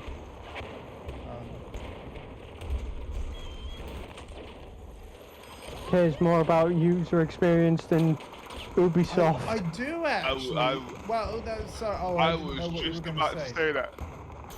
I wasn't sure what you were going to say. What I thought you were going to say is I care more about the viewer experience than my own experience. there was a period in my channel where I had headphone like equipment failure or whatever of something, right? And I've literally done some streams where my viewers can hear the game, but I actually can't. I have no game audio at all, and I still did the stream and all my commentary. But I knew that my viewers would hear the game, and I asked them like, "Hey, is the volume levels good?" I can't remember which stream it was because I've done so many now, right? This is stream 1590. But I do I will actually- always say, I will always say that I think it's fantastic. so-and-so cares more about user experience than Ubisoft. Because I remember back when Elden Ring came out, and the main people to bitch and complain about the heads-up display in the user interface was the Ubisoft devs. Okay, but Elden Ring is published by Namco. Yeah. So why were Ubisoft And Elden Ring is a devs- Souls game. Yeah, so why were Ubisoft devs complaining about the UI? Think about what you... Okay. So, have you seen any kind of Souls game UI? Yeah, I've played Bloodborne, yeah. Okay, then you've seen every Souls game UI. Yeah. Now think about the most basic UI interface that Ubisoft always do. Basically, they're complaining because From Software makes them look bad. Is what he's saying. Basically. They make such clean user interfaces that you can easily traverse around with literal ease, you know, where everything is, and you're not getting lambasted by just... I mean, yeah, you see, I mean- here's the thing. I think the reason why this is going over my head a bit is because I'm just going to be real with you. There are quite a few Ubisoft games I like, but let's also, on the other side of the same coin, there are a lot of Ubisoft games and franchises that I've frankly kind of stopped playing because I just feel like I've done this before, Ubi. I love you, but it's like they do like they copy so many mechanics and game structure off of so many of their games. You know, it's like, I mean, I really love like Far Cry, for example. And I also did enjoy, I used to buy Assassin's Creed every year. But essentially, right, a typical open world Ubisoft game always has some kind of tower or base to clear mechanic. But I feel like in a way this is a little bit of a harsh criticism because you know what else I watched on stream today that also has like bases to clear and stuff? Marvel's Spider-Man 2, right? Marvel's Spider-Man, like 2018 and Spider-Man 2, they have a lot of Ubisoft-like mechanics, but do you know why Insomniac get away with it? It's because there's a level of polish that I feel like, and again, I don't mean this stream to turn into like a, you know, shit on a supposed Dead Space crossover event and then swap the conversation to shitting on Ubisoft Shit on stuff. Ubisoft. But let's be real. Take a dookie on Ubisoft. Insomniac Spider-Man 2 is just polished to a sheen that I don't think I've played an Ubisoft game that's had quite that much polish as Marvel Spider-Man 2. You know what I mean? The last Ubisoft game I can tell you for a fact that had that kind of polish, it had to have been in the Far Cry 4 era. We'll get you moving.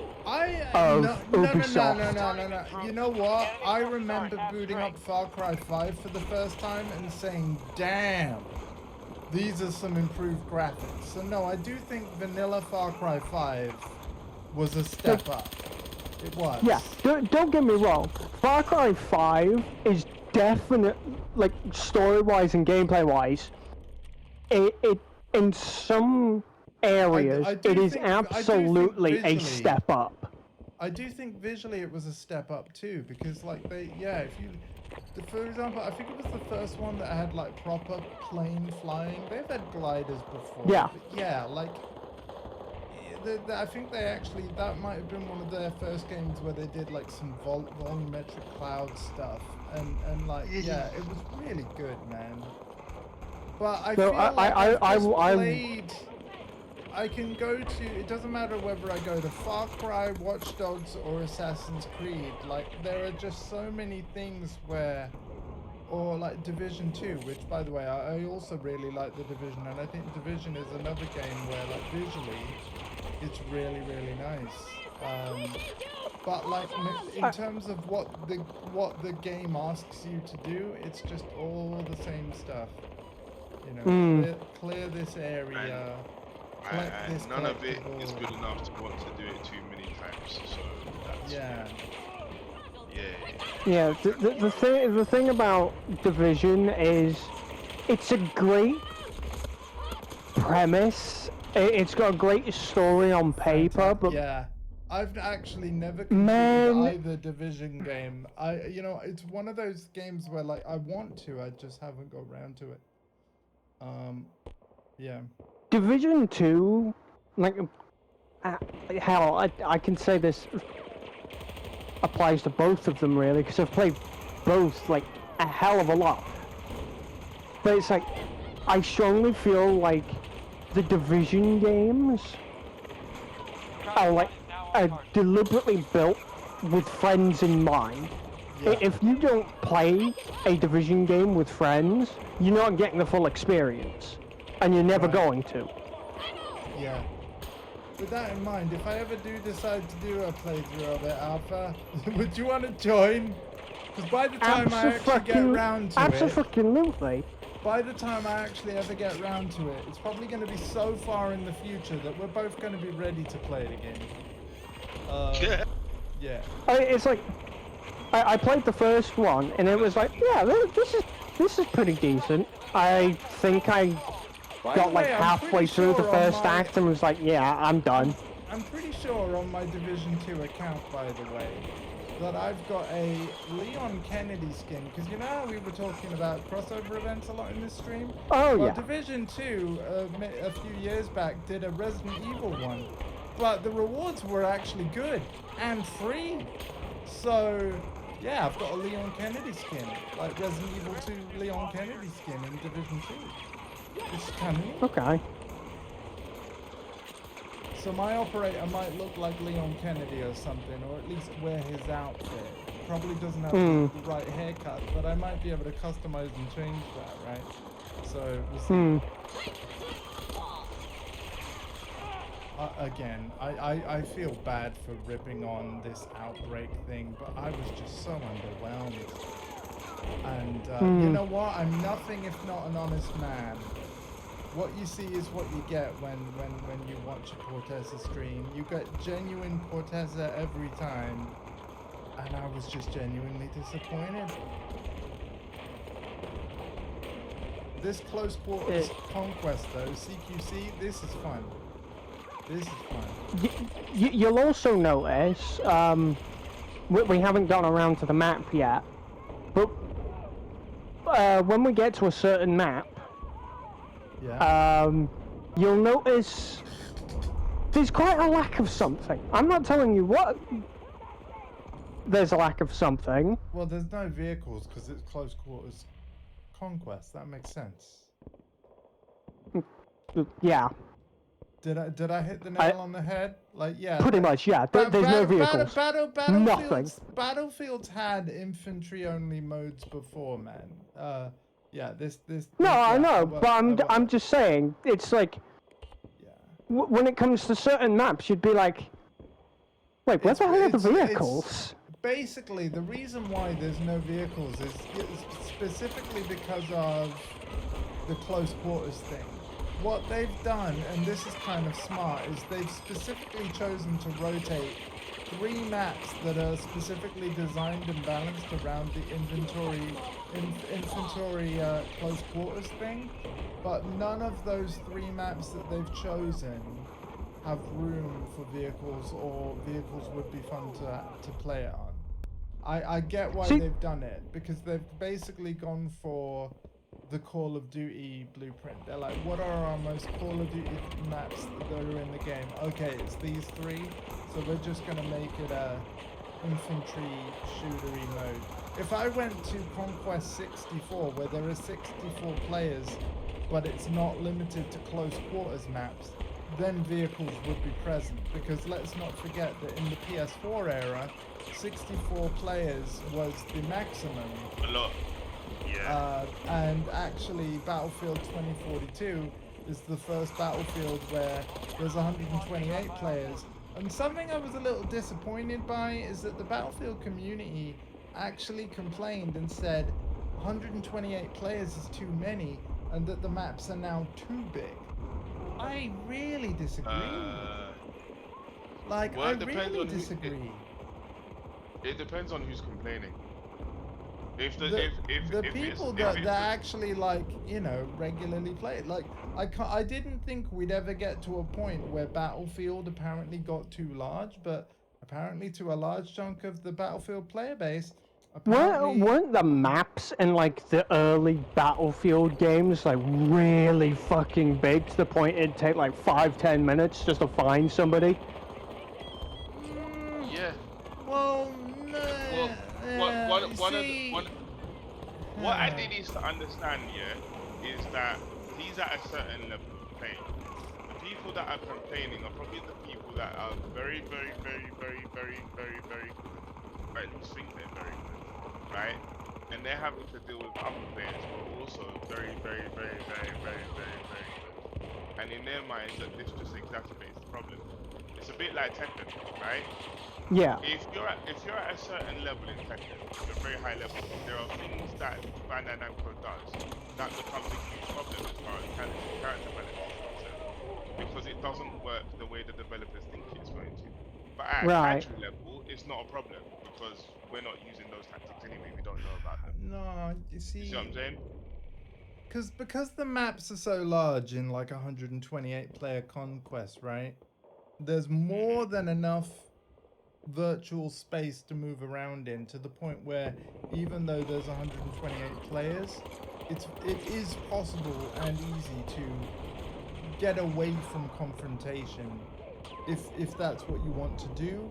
And also because there are so many players, i.e. your 5 squad mates, and even more objectives than on a 64 player map, getting to conflict, like if you get killed, like, you know, you can just spawn on any of the objectives your teams have captured, which means you have fast travel to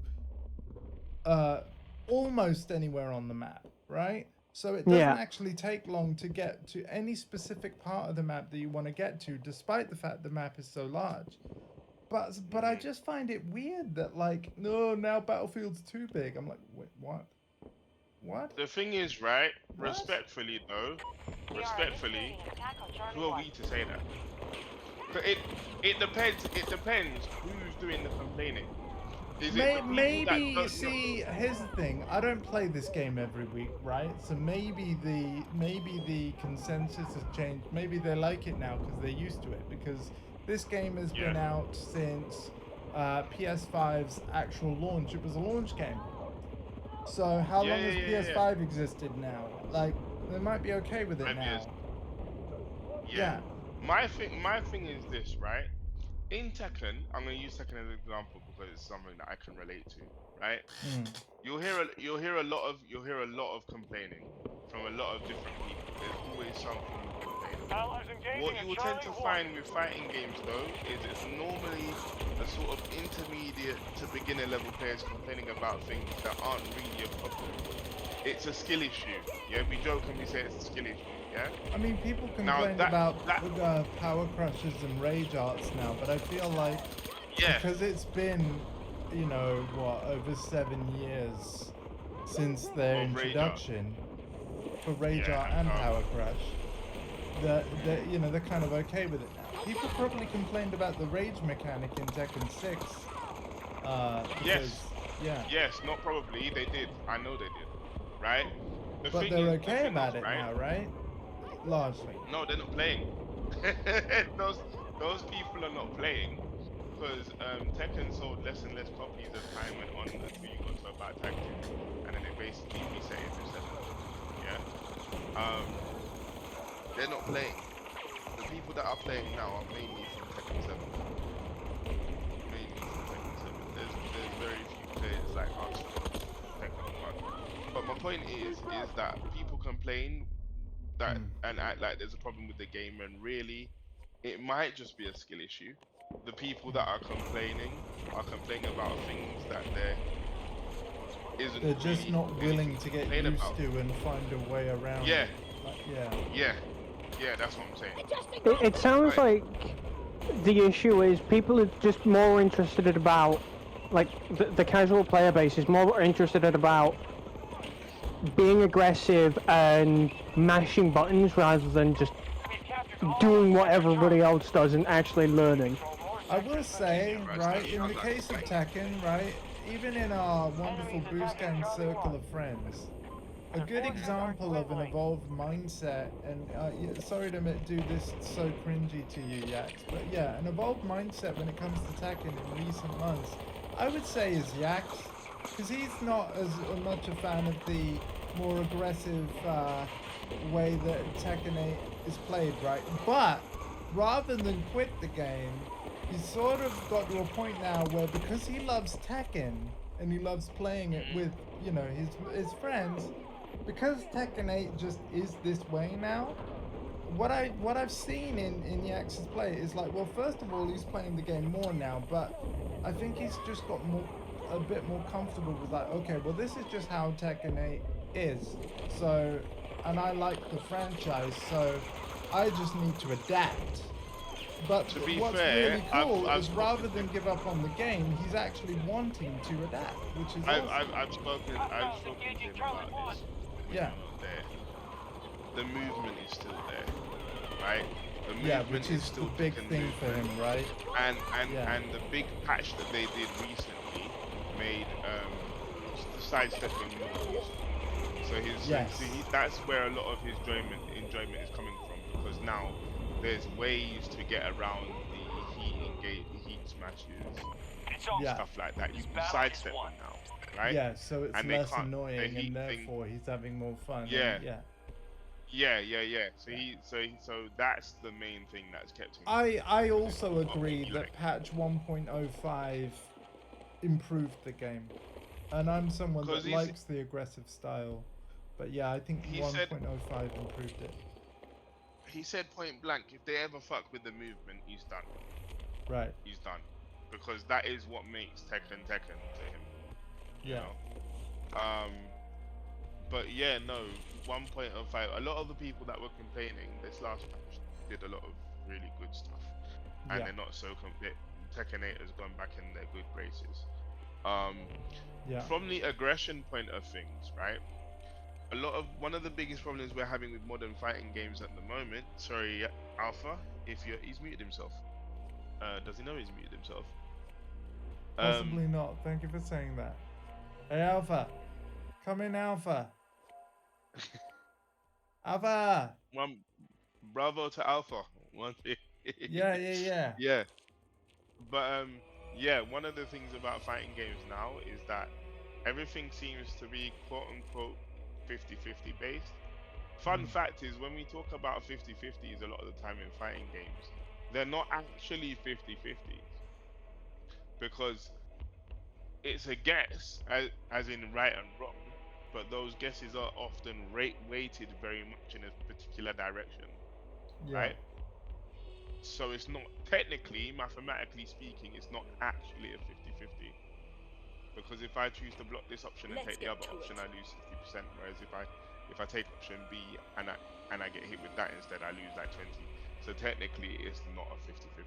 Today you But will join our Because, allies in yeah, the I Thousand get what Coalition you're as an saying. Aquafire in Chile. Because The water if is under one protection by the option Americans, is although more they have dangerous ulterior than motives the in assisting other, the local militia. then the way Valuable you supplies should of lithium always are being mined out of defend, the no area and matter exported what, north. is Land close prepare and and establish a defend for front. the least Then force the Americans most out. damaging ones. Sorry.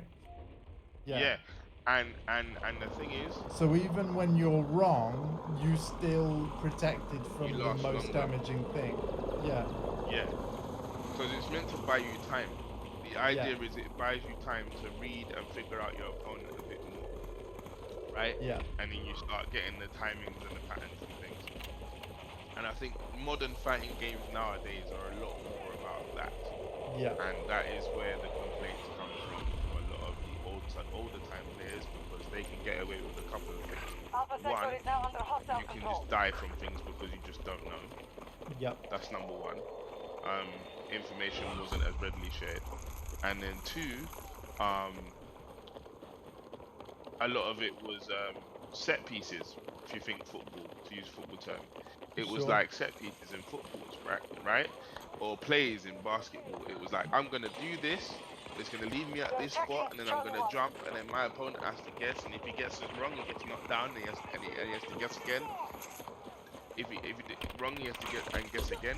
Whereas modern fighting games now is like you get to do that once, but then you as the attacker also have to guess what the defender's going to do, right? So so now when you guess wrong, Stick to the now plan. it's back at Secure our neutral. Now you have objectives. to play some more. You know, there's not as much set play in modern games. Delta I sector don't know is if in it's our good or hands. bad. I don't mind either way, but I think all the school players, they don't like that. We hold more sectors than the enemy. You're forced into more situations where you have to guess. You know, and Yax in particular, he talks all the time about how it might, at first, the situation in older Tekken might look like a guessing situation, but then you could perhaps like sidestep and block, and that blocks every option, right? Enemy moving on Delta 1. And then so the player using the opposite player, the attacking player using their skill would have to find some other way to get to him. The guessing game element of it for older school players kind of removes the skill element, of I knew they're trying to do this and I can avoid it by doing that. You know, and that's the part that they don't like as much. However, I would say to them, the way to look at that is this player is trying to put me into this situation where I have to guess. I have the knowledge to know it's better to take guess A rather than guess B. When I take guess A, it puts me at this situation. They're likely to do this again, so I can interact this way. You know, it's really, really interesting. Has he come back yet? Yeah, I'm here.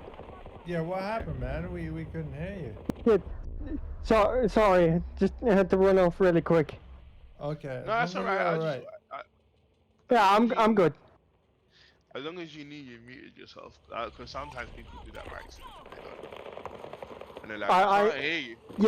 Yeah, I make sure to mute myself in case I ever have to run off for like just a couple seconds. Yeah, no, I get you, Like man. even if it's for the slightest of things, like I will mute myself. Technically, it's weird, right? I will always do the same, but it's because of force of habit of like whenever I moved around in this bungalow, you know, our beloved Onyx would bark really loudly, rest in peace. And obviously, now that he's no longer with us, technically, I don't have to mute the mic anymore, you could argue. But I just, yeah, it's just a habit. It's, They're adding more buttons to leverless controllers. Okay, cool. This is one of the reasons why I play the way I do every time I'm on this map. Like, oh, you're going to hide in it. Is this the map you were on about, by the way? Because yeah, there's Outbreak. Yeah. Okay, so yeah, Outbreak Stadium. And This is a map that feels extremely empty when there's no vehicles. Right. Okay. But when there is vehicles, it's too crowded. This playlist because obviously it's a tongue twister. I can barely say it. Close Quarters Conquest is not normally here, so I was like, yeah, let's play this for a bit. But basically, this is one of the maps where I can't help but play Let's crew up either let's crew scout up for some quick or games of engineer. close quarters conquest. Like how many like how big a sentence can I make with words with C and Q? Like It's alright. that I've actually listened. makes sense. I've listened to so much rap. I'm kind of used to the alliteration. Like, Yeah, just yeah. constant. I'm like, this sounds. Let's amazing. crew up to quickly go for some close quarters conquest with the crew and to yeah. You ran out. Sky, help me out here. What can you come up with? If you're still lurking there, make something crazy for me to read out. Describing So- what we're doing on stream and use lots of words with C and Q. Like, and it'd be great. Starting with C and starting with Q. Like, let's see what you got. But before they do that, And I'll try and say Andy. it quickly as well.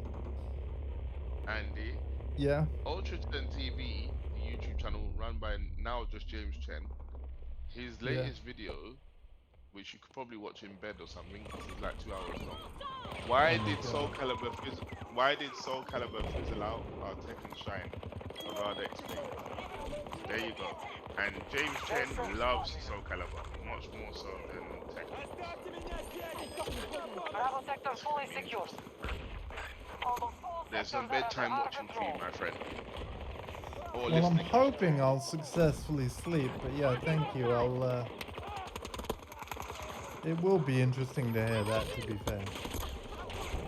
Do you know what's weird? I actually find myself, and apparently the girlfriend does this too.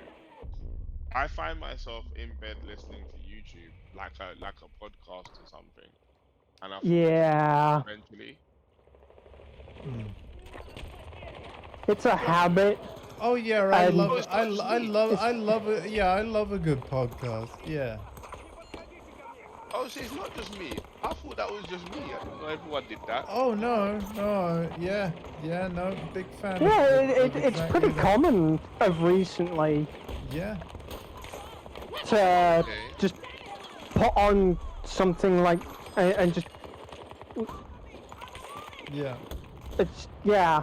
I've never fallen asleep with stuff playing though, so I always get to a point where like I'll either watch or listen to stuff until I'm tired, actually purposely myself turn it off like manually, and then lay down in silence tired and then I wait to actually fall asleep. So I don't actually fall asleep with a playlist going or something. Yeah. That doesn't happen. I mean, it's like I've mentioned the law man. My name is Bife on multiple occasions when it comes for to Destiny 2. His videos Yeah. are fantastic. When I was doing the playthrough, you know, catching up with all the expansions before Final Shapes released, I already was subscribed to him, but I actually made a point to actually go on his channel more and watch more of his Yeah. content, especially building up to the release of Final Shape. My God, he's fantastic. yeah. My name is It Bife got to a on point. YouTube. Yeah, it got to a point where a lot of his fans have notified him that they listen to his stuff to fall asleep to. And they're not saying that it's boring. They're saying that he's got such a good like reading voice, and it's such compelling content that like they Yeah, wanna end their day with it. this Yeah. is why he has the nickname Lore Daddy. Okay. I Yeah. wish I was kidding. This is the reason why he has the nickname Lore Daddy. Yeah, he definitely didn't pick that nickname for himself. That was bestowed. No, his wife did. Oh, okay. Marker, set. Which when saying it like that, it's like, wait, what? Yeah, yeah. There you go. There's my response. It's just, yeah. His nickname has now. Yeah.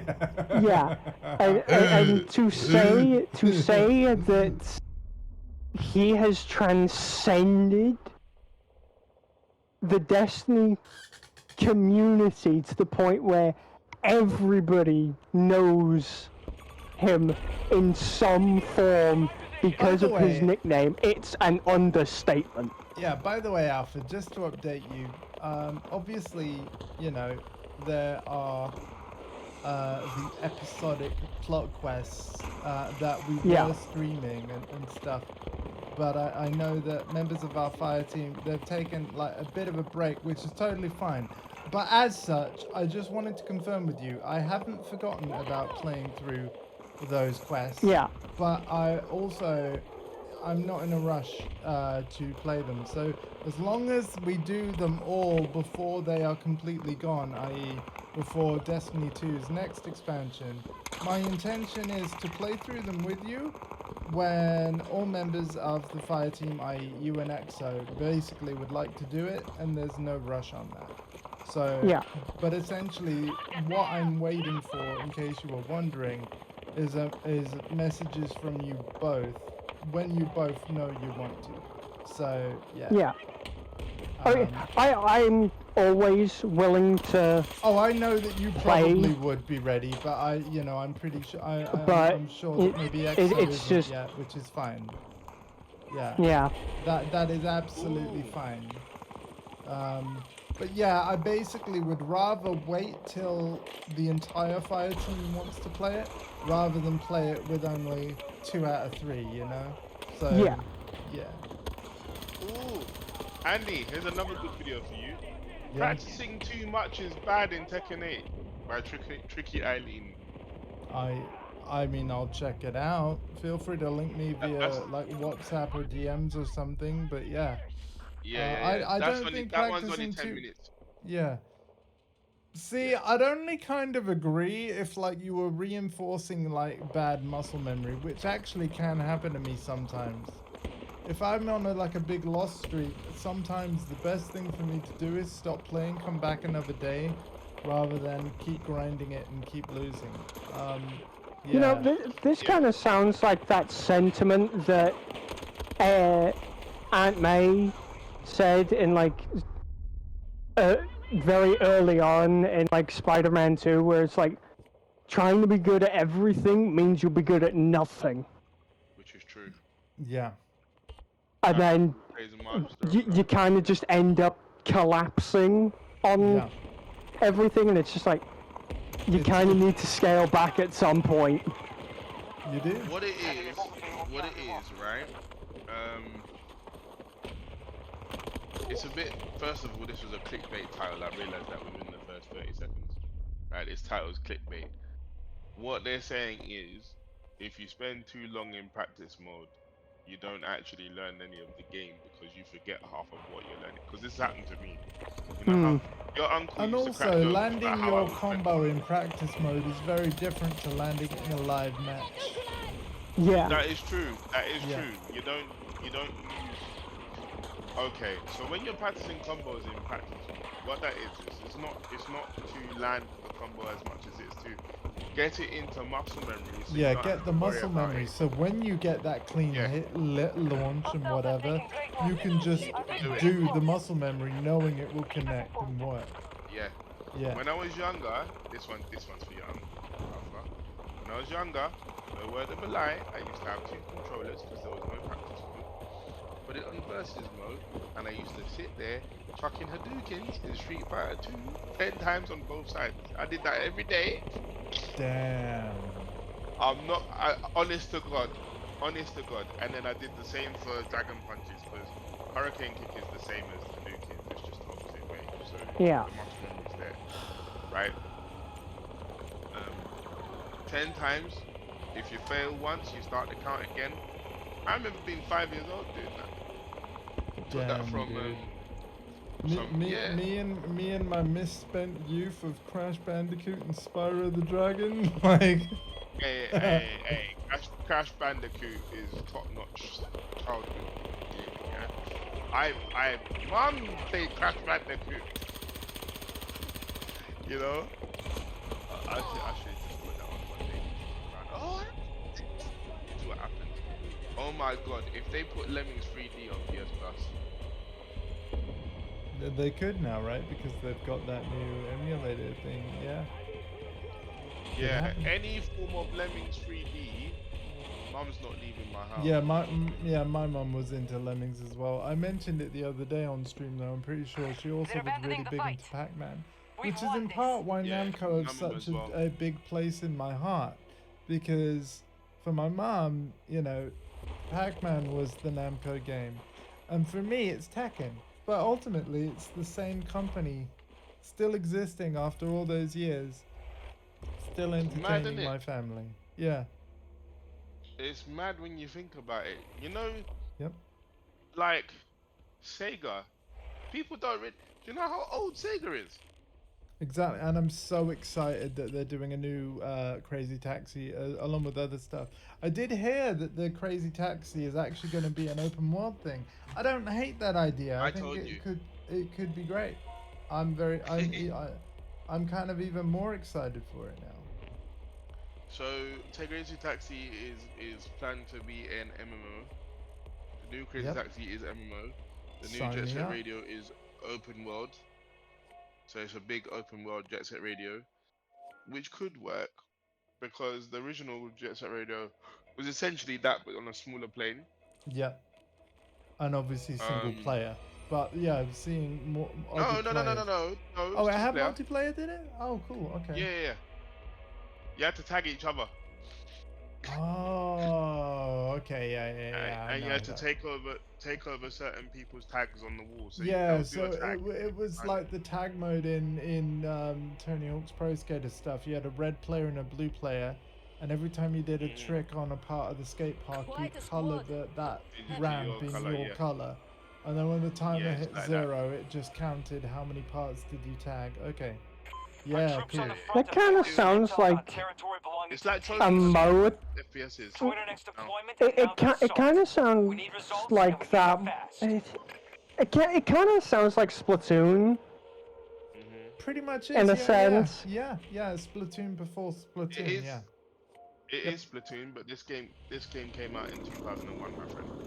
Yes. I mean, So- I've never played any And Tony again, Hawk like- Pro Skaters, and well, the the new first Tony time Hawk- the- I'd ever known that sort of thing was back in 2011 with Bomberman Live. Oh, Bomberman's classic. Oh, They are wow. attacking Hell Bravo yeah, 1. man. Yeah, Bomberman bro. is That's like one of another those thing. franchises where it probably, because of the world we live in, I'm just going to say it like that and not elaborate any further, right? Bomberman is one of those unfortunate IPs where I don't know whether it would get greenlit in today's day and age. But It would because it's Japanese. There is another Bomberman game coming out that's tied to like Good luck. the previous one that came out. I can't remember. I'd have to go on my Xbox because it's the console I have the Bomberman game on. It would come out because it's Japanese. If it was Western, it's not coming out. But because it's Japanese, and Like, they know it. I love Bomberman. It was part. It's a It great was game. one of the little mini games that I used to play a lot. Now here's the next question: who's played Bomber Girl? I have not, but it's not for any particular I heard reason. that and immediately think of Lightest Red Bomber. Apparently, this is a completely different thing. It was only in Japanese arcades from 2018, and the Windows version was released in 2021. Ooh. Okay. I mean, I think even Miss Pac-Man was Japan only for actually a very long time, right? Uh, No, because I had it on the Mega Drive. I had Miss Pac-Man on the Mega Drive. So it did come out on the Xbox at one point. Yeah, like, it eventually came over, but The it enemy took holds quite more a while sectors than to us. actually It's come time over. to push up. I don't know why, because it's not like they had to translate any dialogue. Like, you know, You It's can't tell us you can't probably translate anything now. Cheeky bastard. it was probably because a lot of people were like, "Is this going to sell in the West?" Yeah, probably not. But I mean, I don't know. Think about. We'll keep it here for now, and then we'll come back to this in a little bit later. Here's the thing, right?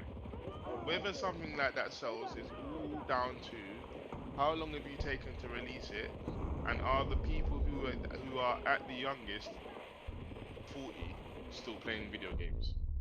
Yeah. Because if they are, that's the demographic you're gonna sell it to. You're Mm. not gonna sell it to the younger kids because they're not gonna get it.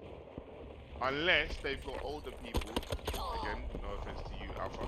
Unless they've got older people like their uncles or some whatever who can show them these games and basically force them to sit down and play it and be like, "This was cool. Come find out why. You're grounded." I literally, do you know what's funny? There was a thing that was going around a few years ago where a dad had grounded his son, and I think his son played Fortnite and things. And to punish his son, he's like, "Oh, don't worry, Oh, you you're still gonna play play video the games, stuff I grew up with. but yeah, but you're gonna play the shit I grew up on, like the 8-bit Nintendo and Master System and stuff." Damn. The irony, the irony, the irony is that the son actually started really enjoying those games. That's He's like, but "Dad, that's you know cool what? though. Yeah. These games are actually Because really that fun." back then though, right? Because the visuals weren't much to look at and the devs kind of knew, but technical limitations. I feel like that's where gameplay really was king. Because it doesn't matter what your game looks like. If the gameplay is really good, it's really good. Diablo 2 is a classic example, right? It is an action Yeah. RPG that came out over 24 years ago now, but the gameplay is still good today. Do you know what I was trying to say to you yesterday? Diablo 2 is a perfect example of that. And I was trying Yeah. to say to you, it doesn't matter if you played it over and over again. If it's good, you're gonna want to go back to it. Yep. And I feel like a lot of modern games are not that. In Yeah. part because they don't have to be, because they've got the technology now to make In games part much because bigger. it's literally impossible. A lot of modern games, their servers get shut down before the game is 24 years old. You Because they know? make fucking server-based games. They could just do a Baldur's Gate 3 and just make it a game. Yeah. But yeah, Oh, It's I'm either really that or they excited. do. I'm really excited for the future of Baldur's Gate 3. You know, when they actually when they finished adding the mod support and the editor on PC where players can like basically build the future of Baldur's Gate 3. I'm so excited for that and like what we're actually going to have built by the people that take the time to learn the tools and build stuff. Because even though the console version won't be able to build things, only the Steam PC version will. The console version will still be able to play a large portion of those mods. I say large portion because it depends how the mod was actually built. If they build the mod using only the in-game assets that are already there, then of course all of those files are built into the PlayStation and Xbox versions already, the mod will work. But as soon as the player starts making custom stuff, as they'll be able to do with the PC tools, then there are also going to be Baldur's Gate mods and probably free expansions or something that, you know, will be PC specific because of the nature of what they include. What I'm basically saying is that the PC version of the mod feature, sorry, the console version of the mod feature will have certain limitations, but there are limitations that you can kind of understand and expect. I think Fallout on console works the same way, right? Yeah. Fallout 4 on console has mods, as does Skyrim on console, but not all mods. So, yeah. Yeah, I mean, it's like Fallout London was supposed to come out just before the next gen PS5 update. version, which they had no idea was happening, and neither did we until it happened. It was one of those surprise announcements. So, but I'm And excited then it broke for the Fallout. entire goddamn game. Yeah, but here's the thing: Fallout London will still happen. They're just having to rebuild stuff because the engine has changed. Yeah. so much with the new version. And to be fair to the devs of Fallout London, what is cool is that they're like, well, damn, this does suck, but ultimately, right, when they do finally finish, they'll actually have a better product than what they would have released, because they're obviously going to take advantage of the new version of the engine that Bethesda did with the new versions of the game. So Yeah. while I am a bit gutted for them because they were right at their finish line pretty much, and then of course the whole engine changes, you know, they got the rug pulled out from under them. I understand why that sucks, but in the long term, we're going to get a better version of Fallout London as a result. So, you know, and it is looking great what they've done, because I'm very aware of that mod and the fact it's been in development for a long time. It does look fantastic, and The thing about it is, to my knowledge, you cannot download it via the standard norms of going to like Nexus mods to install it because of how big it is. wow. Like we are Yeah, talking like they've a literally- DLC-sized mod. Yeah, they've literally built their, well, not even DLC side, they've built their own game, right? They've replaced the entire Fallout 4 map with a custom map that is London, filled it with quests, NPCs, like, they've built their own game. Like, but basically using the Fallout 4 engine. Like, yeah, it's pretty amazing. And you have to be a dedicated fan to do that. Basically, pretty much for free, like just volunteer kind of stuff. I've changed to a sniper. I don't do these things, Marcus. It's happened again. It happened in Concord. It's happened in Battlefield. What's going on? I do prefer Battlefield snipers though, because the maps are so Fucking big. hiccups. God damn it! So basically, this new thingy mod is basically We have Big taken more Planet. sectors than they have. Make So sure we Sony don't did lose that our with Little Big advantage. Planet. People commit their own We now levels control and sector things. Oh, Bravo. Bethesda games have always had Capture Bravo 1. basically tools included with the game where people that do mod can make stuff.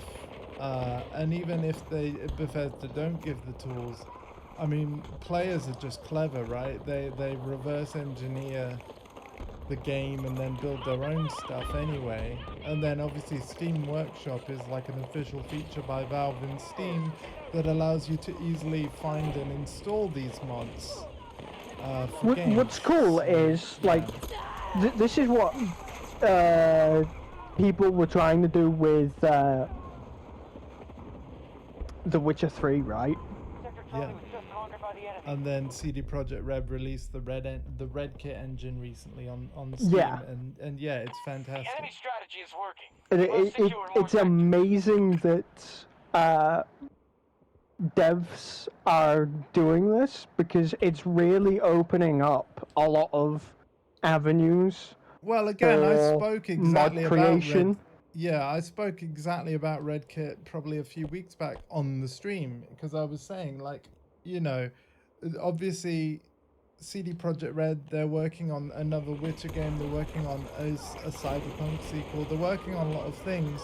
They know that they're done with The Witcher 3, but before they say sayonara and just, you know, end making new patches, I love that the last thing they decided to do was essentially modify the tools that they used to make the game in such a way where it's full of documentation, not for like the typical CDPR employee, but just for the average Joe, where like, yeah, we've made a thing called Red Kit where it's literally the same tools that we've used to make the game, but modified so that you can learn it and understand it and more easily use it.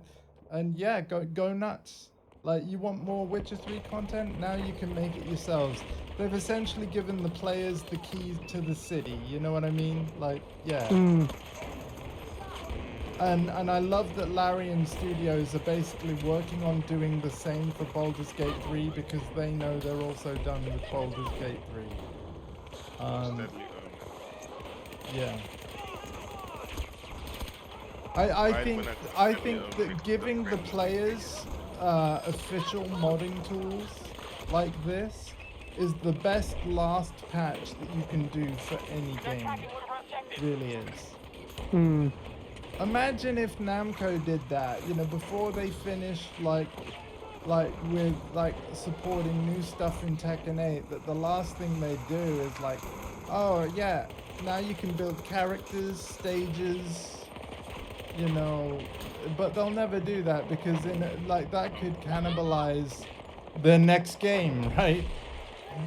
If you could if you could build your own Kunimitsu in Tekken 8, or People yeah, still play old games. That's the thing with fighting games. People still play. Each iteration of game has their own fan base. So you could literally kind that's of like, true. oh my god, Assetto Corsa.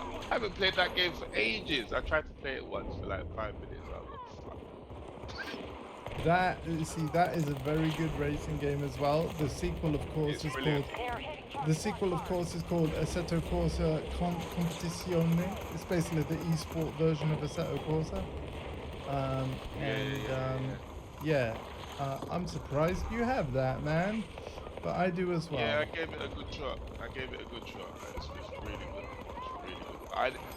I felt like it's really good, but I don't know enough about racing games to actually. Yeah, so there is a spectrum, right, of arcadey and simulation, and Assetto Corsa, I personally feel like is heavily on the simulation side, to the point I feel where like that is as sim as it gets. That's the kind of I need a steering wheel type racing game.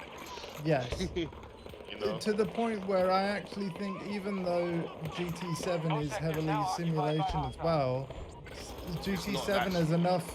GT7, well, it is, but it has enough features built in with the lessons and stuff that it actually teaches the players and tries to help you get used to the sim-like handling.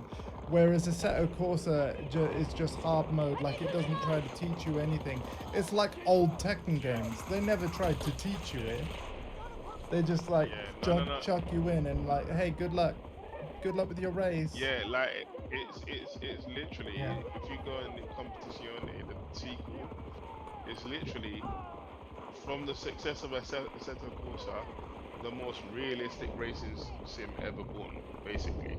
That is it. That's the you know. I don't blame them. I think this is brilliant. I think there's room for every type of person who likes these kind of games. You know, I'm always calling for Ridge Racer to come back because that was my arcade game. You know, at the very least, Sega give me Daytona USA, please. What I love about Assetto Corsa Competizione, right, is that their focus is not even on road cars. It's on race cars. It's proper race cars, yeah. It's race cars, specifically what's called Group 3 race cars, right? Okay. So, yeah, and I love that they've basically got a whole game of that, because essentially, when it comes to multiplayer races, the experience is balanced because of the FIA regulations that they're simulating and stuff.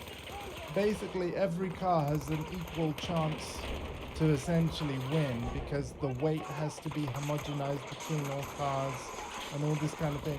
Even though they've all got different designs, their actual performance characteristics actually balance out. So what I'm saying is a multiplayer game, or even single player when you're playing the AI, any racing Assetto Corsa Competizione is a balanced thing where like it all comes down to driver skill, you know?